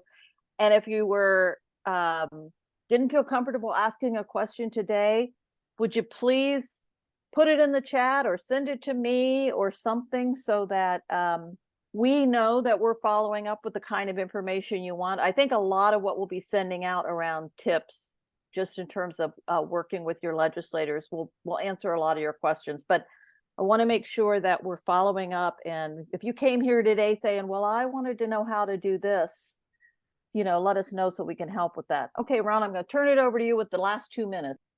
Well, I hope not to take that much, but broadband, 992370 phone number, I think, sent up onto the chat talking about broadband access. And if you haven't already, you should keep an eye out for the Department of Commerce posting an invitation to propose anchor facility locations for expanded broadband, because there's federal dollars out there, a couple of billion federal dollars that we will have to be able to potentially install high-speed and broadband into a variety of different locations.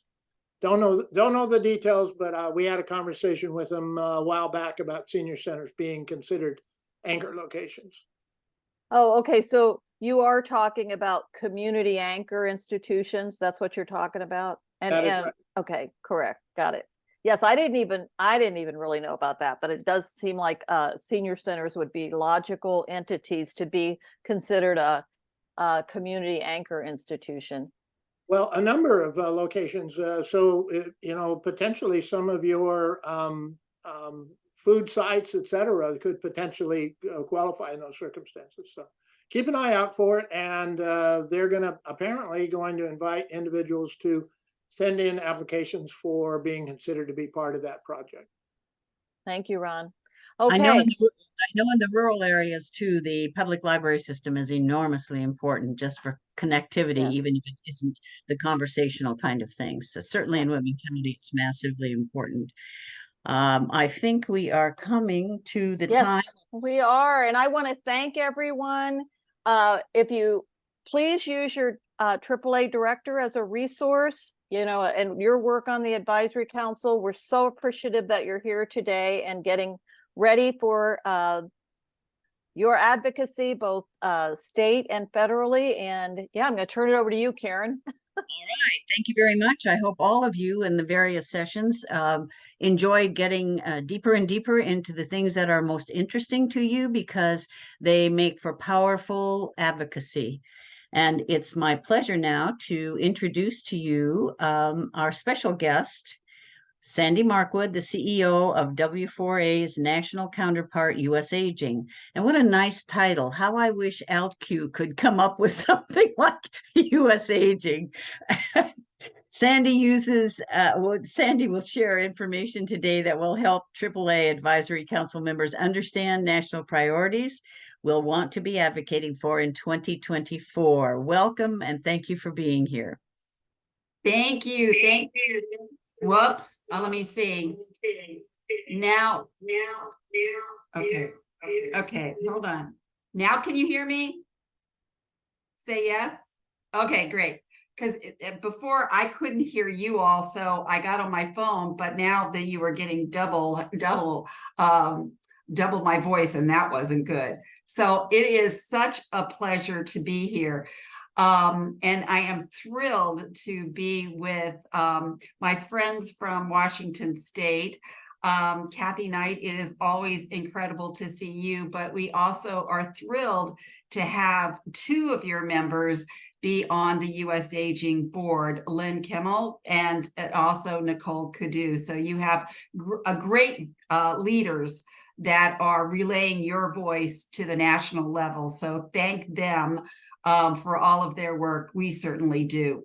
But I'm here to share with you today some national perspectives of issues that, as incredible advocates you are, I'm really hoping that you help us engage with, because your voice is critical in advocating for issues around aging, also advocating for people with disabilities of all ages, but particularly those who are older adults and the important caregivers. So if I am capable, I am going to share my screen. Is it there? Can you see it? All right, good. And just kind of walk you through my presentation. Let me see if I can do it in a way that doesn't show, that's full screen. Let me see. Slideshow button up top. Slideshow from the beginning. All right, here we go. So again, I wanted to hit on the national perspectives and also hit strongly on the Older Americans Act, but I want to give you some perspective on that. First, I want to talk about the fact that really, in the Washington that I'm from, there's a lot of clouds of uncertainty right now about how everything congressionally is going to move forward. There were, some more votes today on the Speaker of the House, and I'll hit on that in a little bit. But this uncertainty really impacts, all of the major programs that the nation funds. But certainly, as we're looking at moving into 24, which will be a pivotal year for the Older Americans Act and aging programs, that uncertainty is something that we need to go away. We need these clouds to clear. And as advocates, you have a key role in helping that happen. So in looking at that, I want to really focus my presentation in kind of three buckets. First, looking at federal funding for aging services.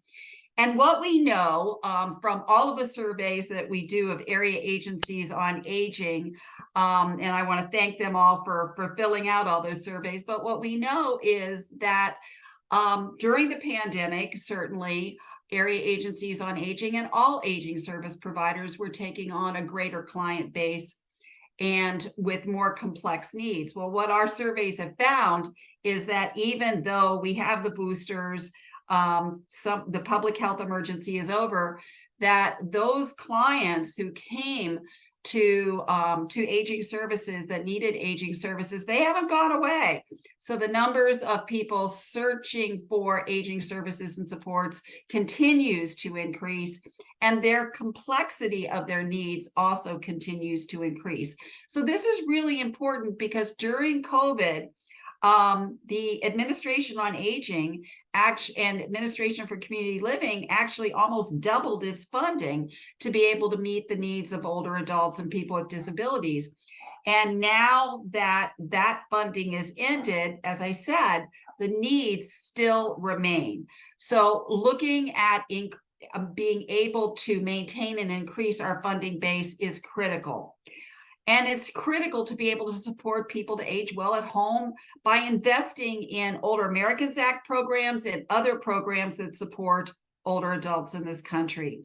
And a lot of what I'm going to be presenting to you are part of the U.S. aging policy priorities that Lynn and Nicole also, as part of the board, were important in driving, but also we take the input of all of our members.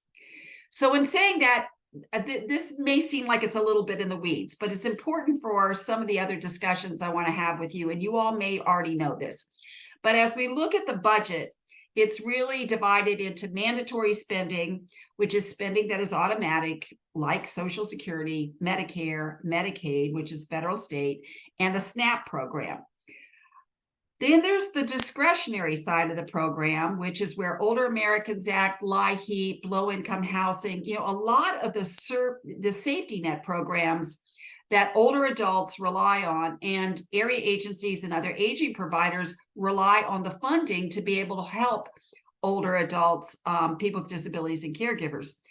The issue with the discretionary side of the equation, those programs, is you have to go to appropriators, you have to go to Congress every year to get the authority for funding. So that means every single year your funding is at risk depending on how much you can advocate for funding for those key and critical safety net programs. So hold on to that thought as I walk through the next couple slides. And as we look at the mandatory spending for the budget versus discretionary, you can see most of the spending is mandatory, and only 30% is discretionary. And when you even looking at that, the discretionary funding, the non-defense discretionary funding, again, those safety net programs, is just 16% of the budget. So hold on to that thought. So as we're looking at the priorities for Older Americans Act funding moving forward, the U.S. aging priorities are we really hold up three major priorities. We certainly support increased funding for all titles in the Act, and I know nutrition funding is critical to meet the nutritional needs to ensure that no older adult goes hungry in this country. So we hold that dear too. But there are three elements of the Older Americans Act, really just U.S. aging is supporting largely. It's largely our voice, which is the Title IIIB supportive services, which is the funding part of Older Americans Act that funds transportation and housing modification, in-home supportive services, all of the services that wrap around that meal program to ensure that an older adult can live at home and in the community. And the other critical program is the National Family Caregiver Support Program, which we know is so critical given the fact that family caregivers are the backbone of the long-term care system. And then also we support the Title VI Native American Aging programs. We have Title VI programs as part of our membership base. We advocate for them in Washington, D.C. And, some of these Title VI programs that are serving Indian elders on reservations get as little as $150,000 to be able to meet the needs of a very critical population. So we're really looking at both the doubling of those programs, which is really kind of what happened during COVID. And again, the needs still remain, even though people are now getting shots in their arms. So as we look at this in the scheme of funding, the president's budget had increases largely in Older Americans Act funding, and you can see here, the increases. Some were small, the evidence-based programs, but some were 32%, 22% for supportive services. So there was support on the part of the administration for Older Americans Act program funding. And then last spring, as you'll recall, as that's during when the appropriations process usually happens, we were going to hit the debt ceiling. And as part of that, the administration and Congress, both parties, bipartisan, came up with a debt ceiling deal. And that deal, had a lot of constraints on it for spending. It paused the existing debt limit. It didn't make it go away, but it wasn't to ensure that it didn't rise. But to do that, over a 10-year period, it was going to cut $1 trillion, but it comes from non-defense discretionary funding. For the large part. And as we look at that, the difference between this situation and several years ago, for those with long memories when there was sequestration, is this isn't an across the board cut of programs.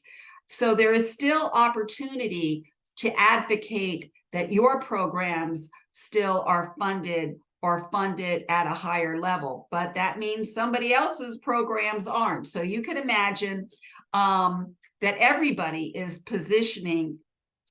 Should we get to a point where we're looking at going back to this deal on how much funding for us, how much funding would go to aging services versus other, other important programs, I'll be honest, that are a part of the budget.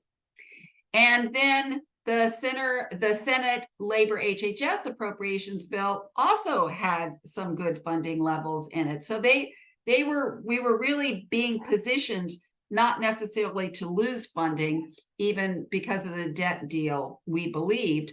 The House marked up a bill, but they never disclosed what their numbers were. But the Senate, again, level funding, or there were increases in funding for a number of programs. So again, we thought we were going to sit okay. But now we're in a whole different spot, right?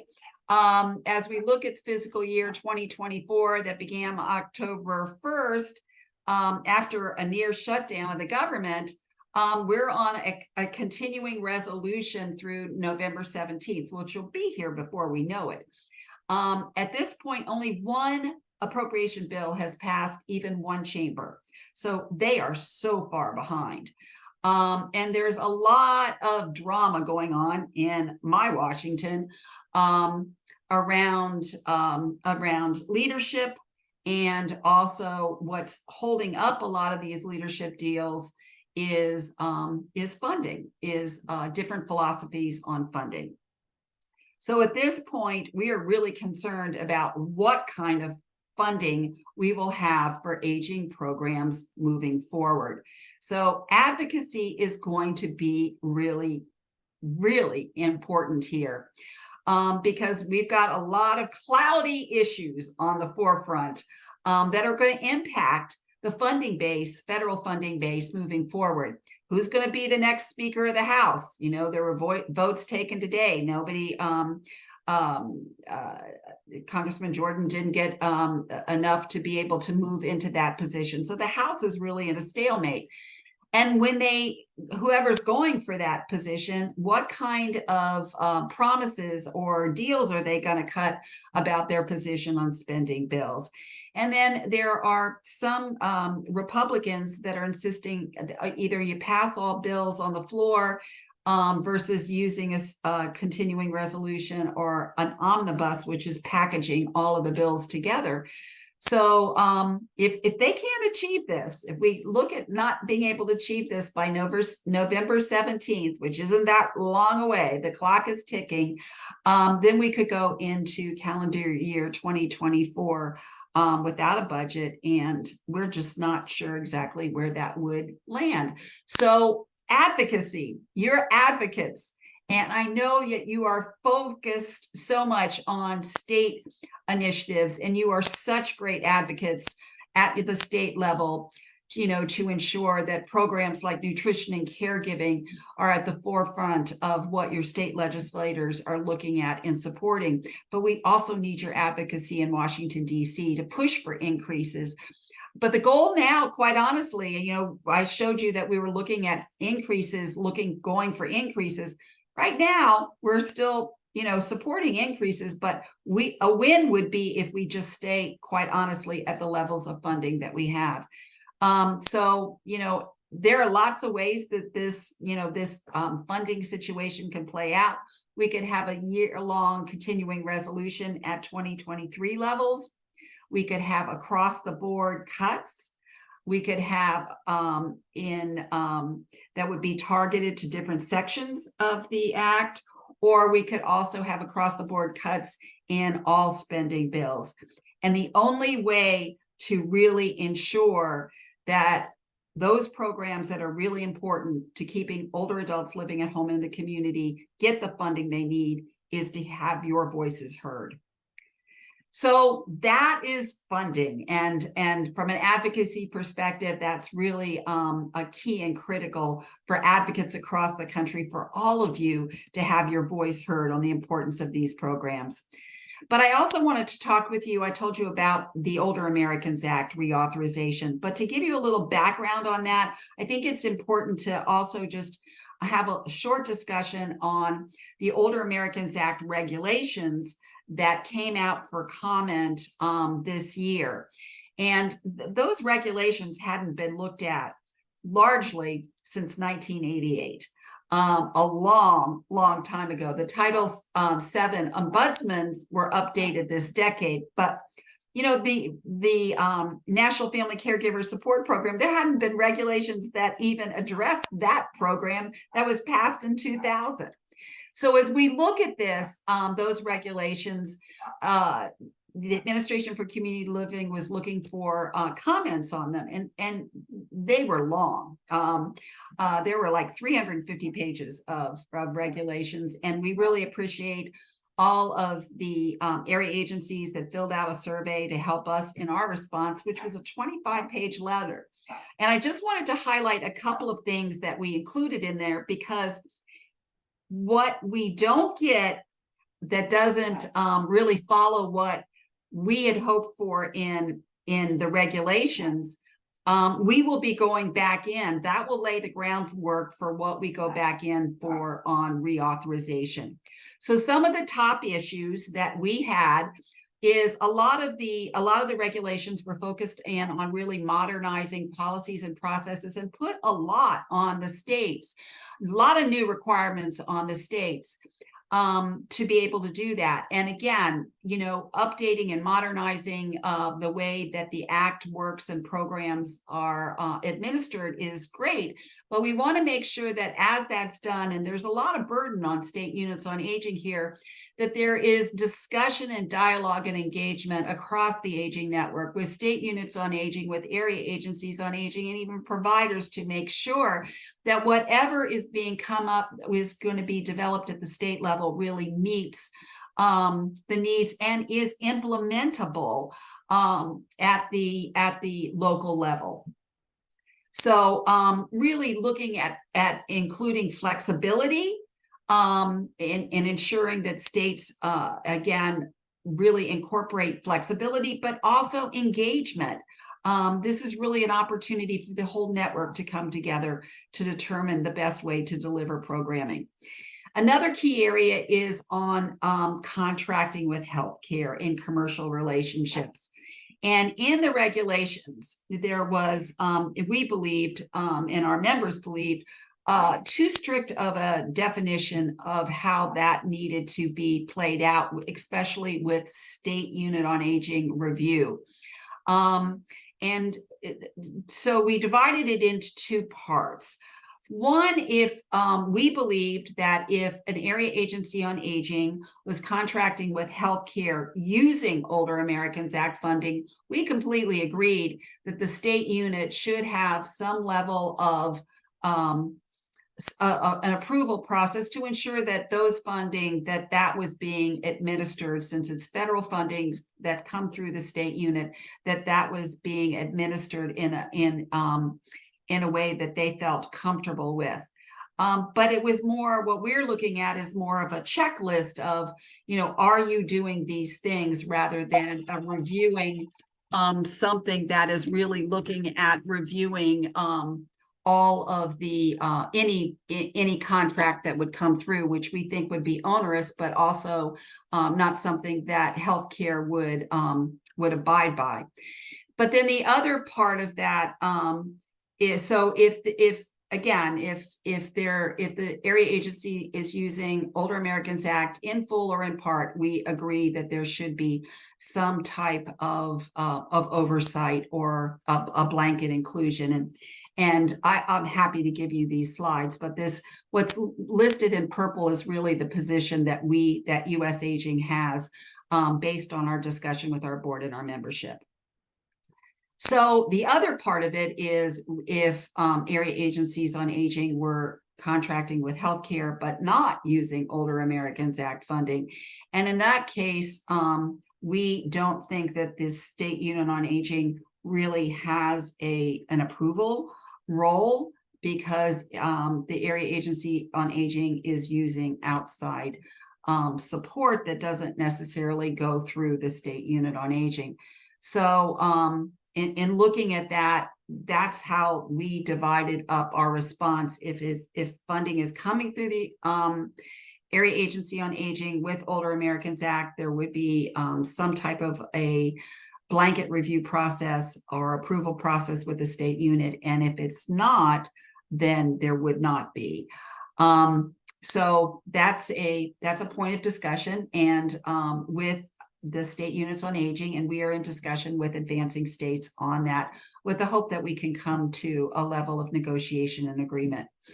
The other key issue is nutrition flexibility, and looking at, as we look at that, is looking at ensuring that some of the innovations during COVID are able to remain, and use of shelf staple pickup, carry out, drive-through meals under C1, we think is important. And in the regulations, it had allotted 20%. We think it should be 25%. And in the regulations, it said that states should decide what to offer. And we really think that that should be an option for area agencies on aging as well. Also, it clarifies in the regulations home delivered meals, how that could be provided, and also eligibility for home delivered meals, that, does it have to be a defined homebound client? And we support both of those changes as well. And then some of the other things were that were included in the regs were around legal services and guardianship, concerns about conflict of interest there. And we believe that all of those, if a AAA is, and in fact, in the regulations, it's really eliminating AAAs from being involved in legal services or guardianship. And we actually did a lot of research on this, and found that 12% of AAAs were actually serving as guardians, but they were serving because a court or a state or a local government had allocated or had said that was a role that they needed to take on. And so our concern here is, especially, as I came on, I was hearing about, the concerns of rural communities. Our concern is, if you take AAAs out of that equation, who is going to fill that role? Who is going to be your guardian? And so that even if you're taking them out, maybe there needs to be a ramp up to see who's going to fill that void. So other top issues were long-term care ombudsman. Again, there was a perceived conflict of interest. We think that's remediable. Legal services, same. Non-federal match should not be limited to non-means tested programs. And finally, cost sharing should be allowed by individual AAAs. So that was what was in the reauthorization. And that's really what comes out of the regulations finally, because all of those were comments to the regulations. So the final regulations will be based on ACL's determination of where they want to go based on those comments.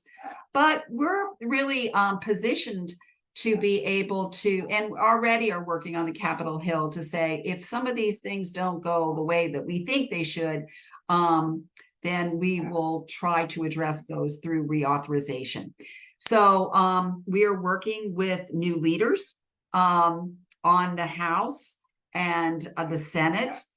We have got new leadership that are going to be working on these issues, but all members of Congress need to hear about the importance of these programs and the value that these programs have in your communities, and how having a meal, having medical transportation, having in-home services, having caregiver services, how that really is important to keep people living at home in the community as long as possible. So when we're looking at reauthorization, I just wanted to highlight some of the issues. We've got a survey out in the field to our membership. I know we survey our folks a lot, around nutrition unification. The issues out there, should we unify home delivered and congregate meals?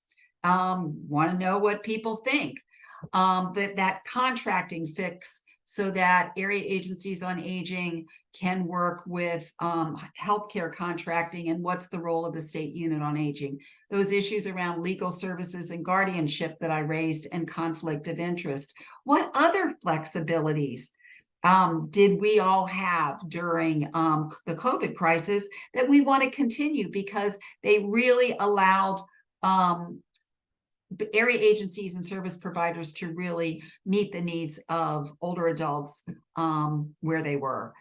You know, issues around administrative percentage, both from states. I know Advancing States is going for that, increasing the administrative cost that state units can get, and it's been raised whether the same thing should hold for area agencies on aging. Technical assistance around social isolation. And again, as I came in, I was hearing about broadband and social isolation and the use of technology if you don't have broadband. You know, social isolation has really become a core service of the aging network. We knew it was important before COVID. It remains important, and it's something that it needs to be addressed in all the programs we do, but it is really looked at as a core component of the work that we do and how we can do it. And we are so pleased at US Aging to operate the Engaged National Resource Center on social engagement of older adults, and coming up with resources that you all have been administering and highlighting those and sharing them across the country. And again, Title VI Native American program. I know that this is an issue in Washington State. You have Title VI programs in your state. Again, what we're working at is trying to get additional funding, but also other additional supports and capacity building for the Title VI Native American aging programs. But there may be other things that we've missed. So I'm really hoping that this group will have discussions about that and let us know, because reauthorization is going to happen quickly. We thought, you know, given the kind of stalemate that is Washington right now, that it might be, reauthorization might be put on hold. But what we're hearing as we go up to the Capitol Hill is that quite the contrary. They're seeing this as an opportunity to show bipartisanship before the presidential election. And so they are moving forward. So actually, the folks on the Hill are asking for our priorities for reauthorization this fall before the end of the year. So I'm really hoping that you will have discussions on these important issues.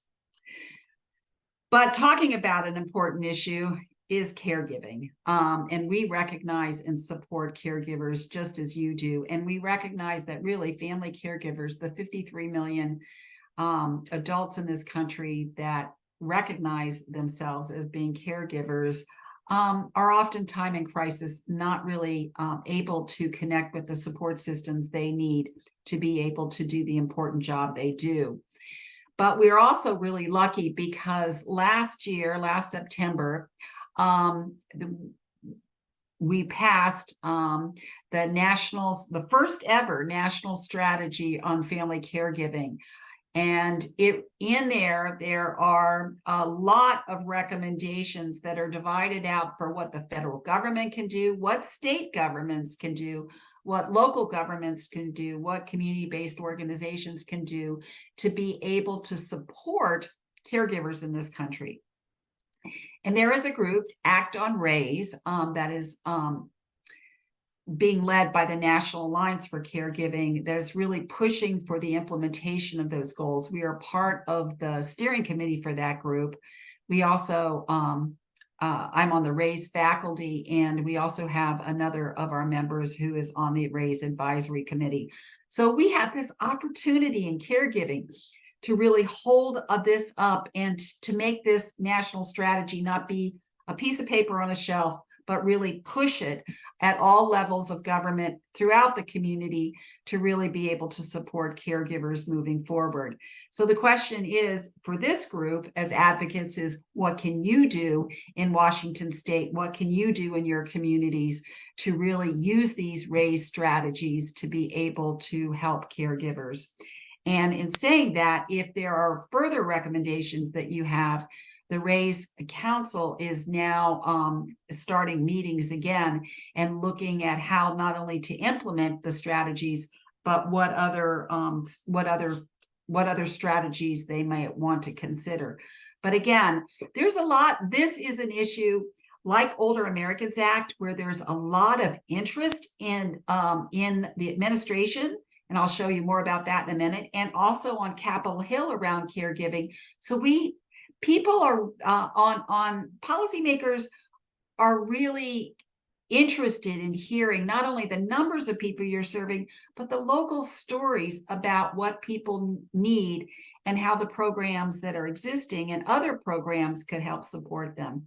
And from the administration's perspective, the administration, President Biden has issued on April 18th an executive order to really focus in on caregivers really of all ages, childcare all the way through long-term care services and supports, and looking at a way that he, through his executive order, can improve policies to support direct care workers as well as family caregivers. This is the first time that they've had an executive order like this, and encouraging states to boost their home and community-based services workforce and to really look at improving wages and benefits there. We have a direct care workforce crisis in this country, but that also spills over into area agencies and other aging provider workforce as well, and which is something that we're pushing, and also looking at the need to hold up caregivers throughout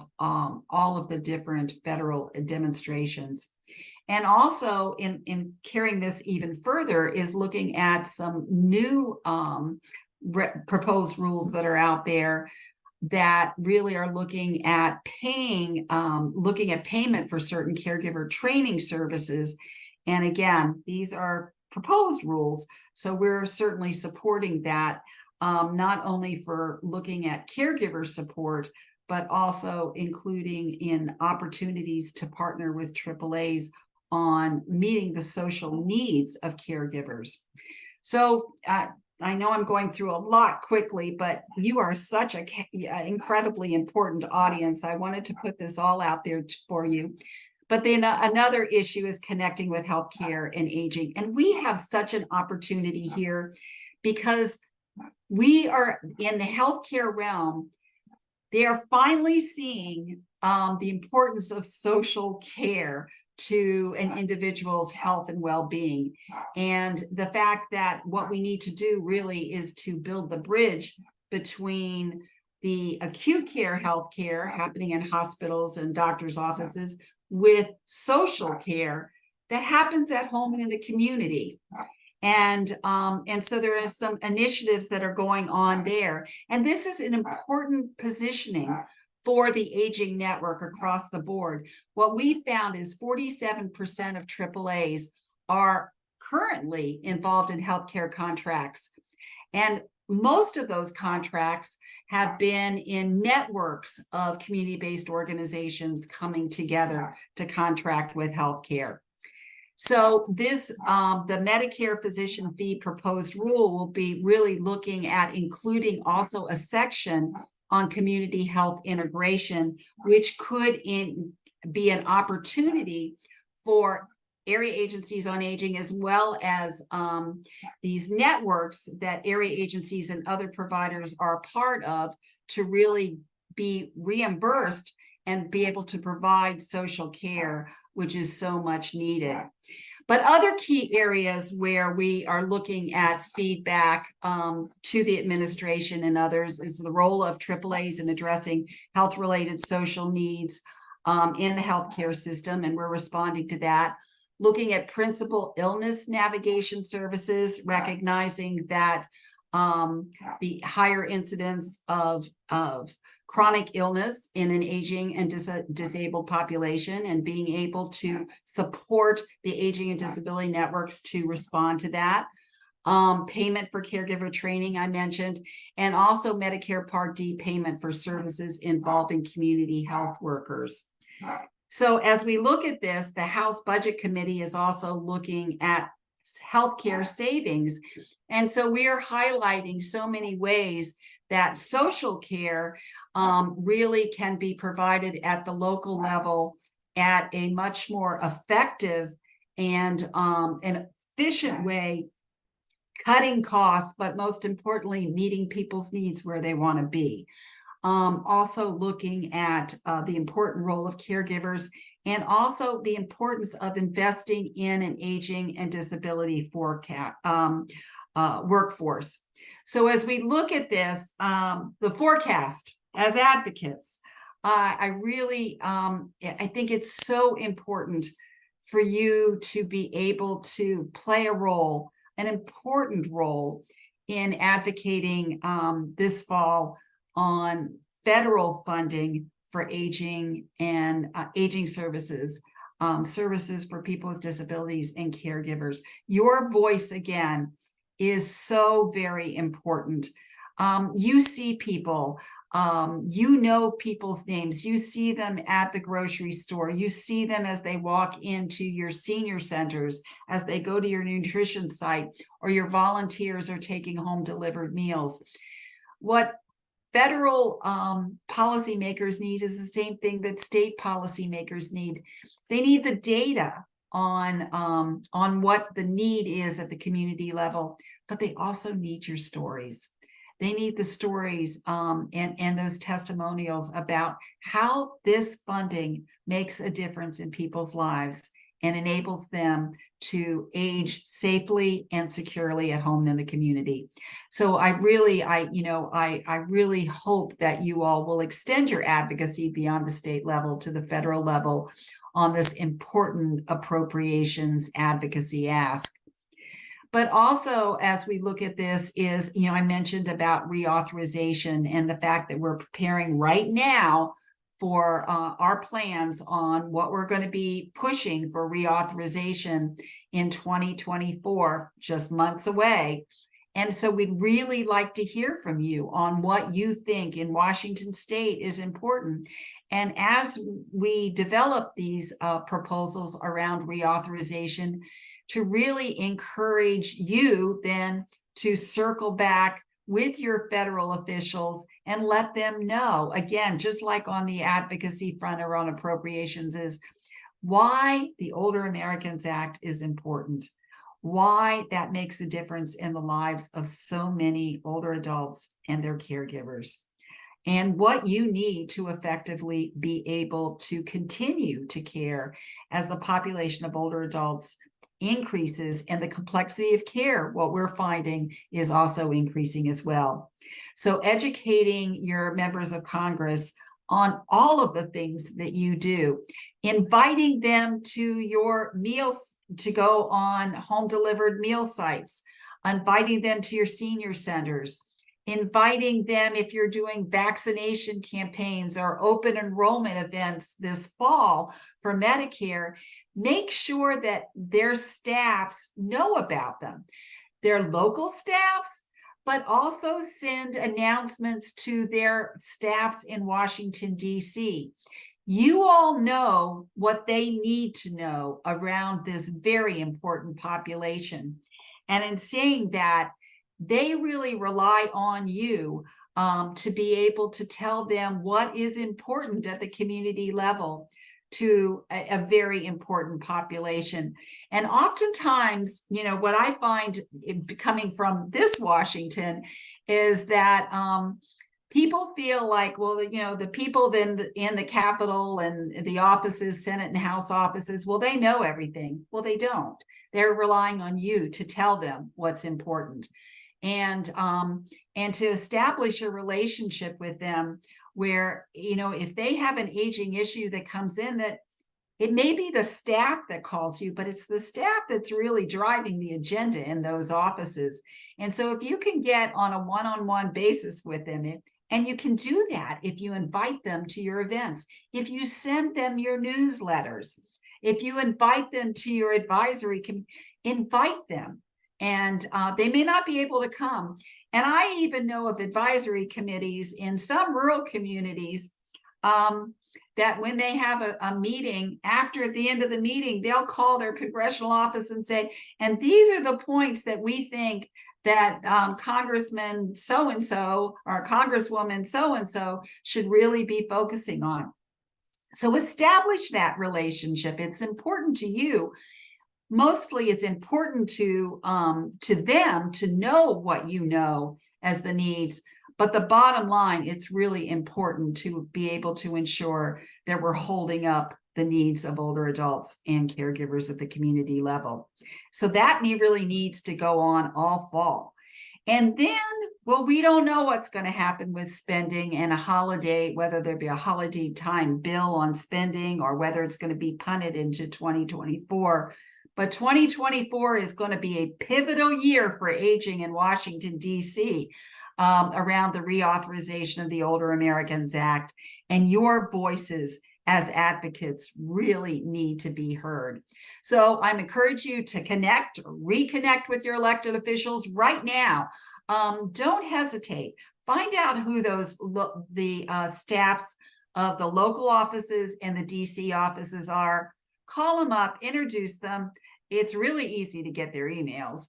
And let them know you're there and how you are championing issues that are important to a very important constituency for them, which are older adults, people with disabilities, and caregivers. Get your data and stories ready. They don't have to be earth-shattering, but they just need to be a real story of people at the community level who Older Americans Act programs have helped. And then also sees all those opportunities to create a champion. Even, I mean, you've got some great congressional leaders in your state, some of whom have been real forces in supporting aging programs. So use them, help them be able to be the champions that we all need as a nation to be able to change the landscape for aging services. Tap into your allies on messages. You've got an incredible aging network in Washington State. Messages are powerful. Partner together, echo those messages.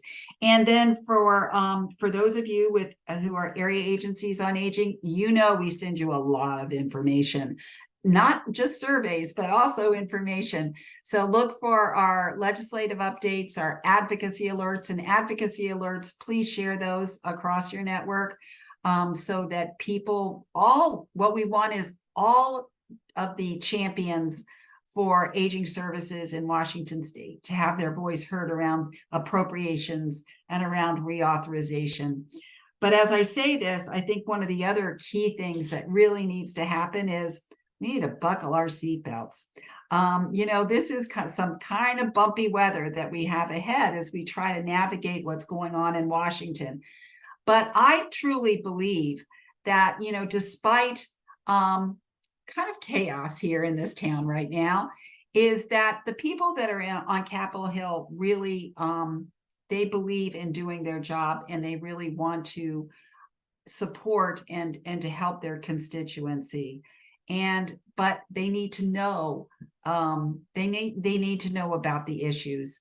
They need to know about the importance. You need to put a name on the programs. Otherwise, the Older Americans Act, as I said, is just one of the other multitude of non-discretionary grant programs, and we could be on the chopping block. And what we don't want is we don't want that to happen. So as we look at moving forward, I'm just giving you, some opportunities. We would love to have advisory committee members, area agencies on aging, to come to our next policy briefing in Capitol Hill Day, which will be in DC, March 2nd, March 12th through the 13th. And in saying that, this is going to be a really critical discussion about reauthorization of the Older Americans Act.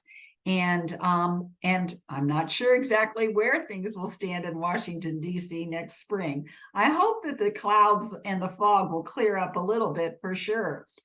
But the other opportunity I just wanted to put before you all is also advisory committee members, board members, area agencies on aging, other aging professionals is the U.S. Aging Conference. The 49th annual conference will be in Tampa next July 8th through the 11th. And at that conference, not sure exactly where reauthorization will be. There'll be a lot of policy discussion. But the other part of that is what we're seeing from our perspective is, a lot of innovation happening. I mentioned healthcare, looking at innovation in caregiving, in nutrition, more and more focus from the Aging Network on issues around housing and homelessness, which unfortunately is a growing problem in the nation.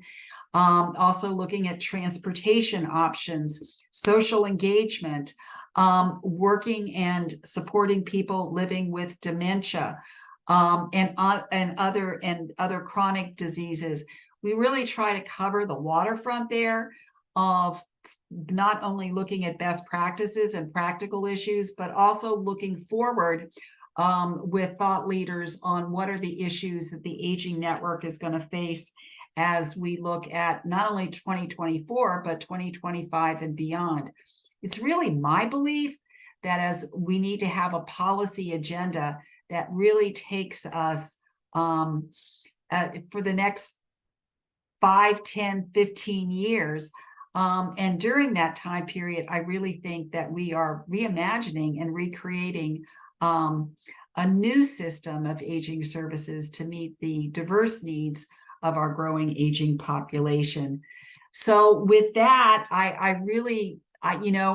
am so thrilled to be able to talk with such an incredible group of advocates around the importance of advocating at the national level. Again, I know through Kathy and Lynn and Nicole, you do an incredible job at the state level. And you have an incredible new assistant secretary, B. Rector, who I've had the privilege of being in meetings with. But you also have the ability, and you are so well positioned to also advocate at the national level too. And if you ever have any questions, I know you had advocacy training and you had great people talking about individual issues before I got a chance to join you. But we're also at US Aging here to help in any way possible to help you advocate or to give you more information if you needed to advocate at the national level as well. So with that, please reach out to me. I'd love to hear from you. And I really look forward to hearing more about your advocacy at the state level, but also supporting your advocacy at the national level. Thank you with that, I'm happy to answer any questions if I can hear you. Which may be my issue, which may mean that I'll have to put myself on mute and call back in because for some reason on my computer, I can't hear. Sandy, can you hear me? Sandy, can you hear me? Let's see here. Is there any way to get back on here? Oh, can the rest of you hear me? Yes, we can hear you, Karen. Thank you very much. I need to say thank you to Sandy for giving us the national scope and lots of scope and lots of scope. And thank you also to Lynn and Nicole for being part of that board. We have gone 10 minutes over our stated time. I think that means I get no salary for services today, but I think I can survive it. Thank you much for being here, everyone. We will need to advocate, and it's been a pleasure for all of us to be together. Thank you and have a good rest of the day. Goodbye. Thank you so much.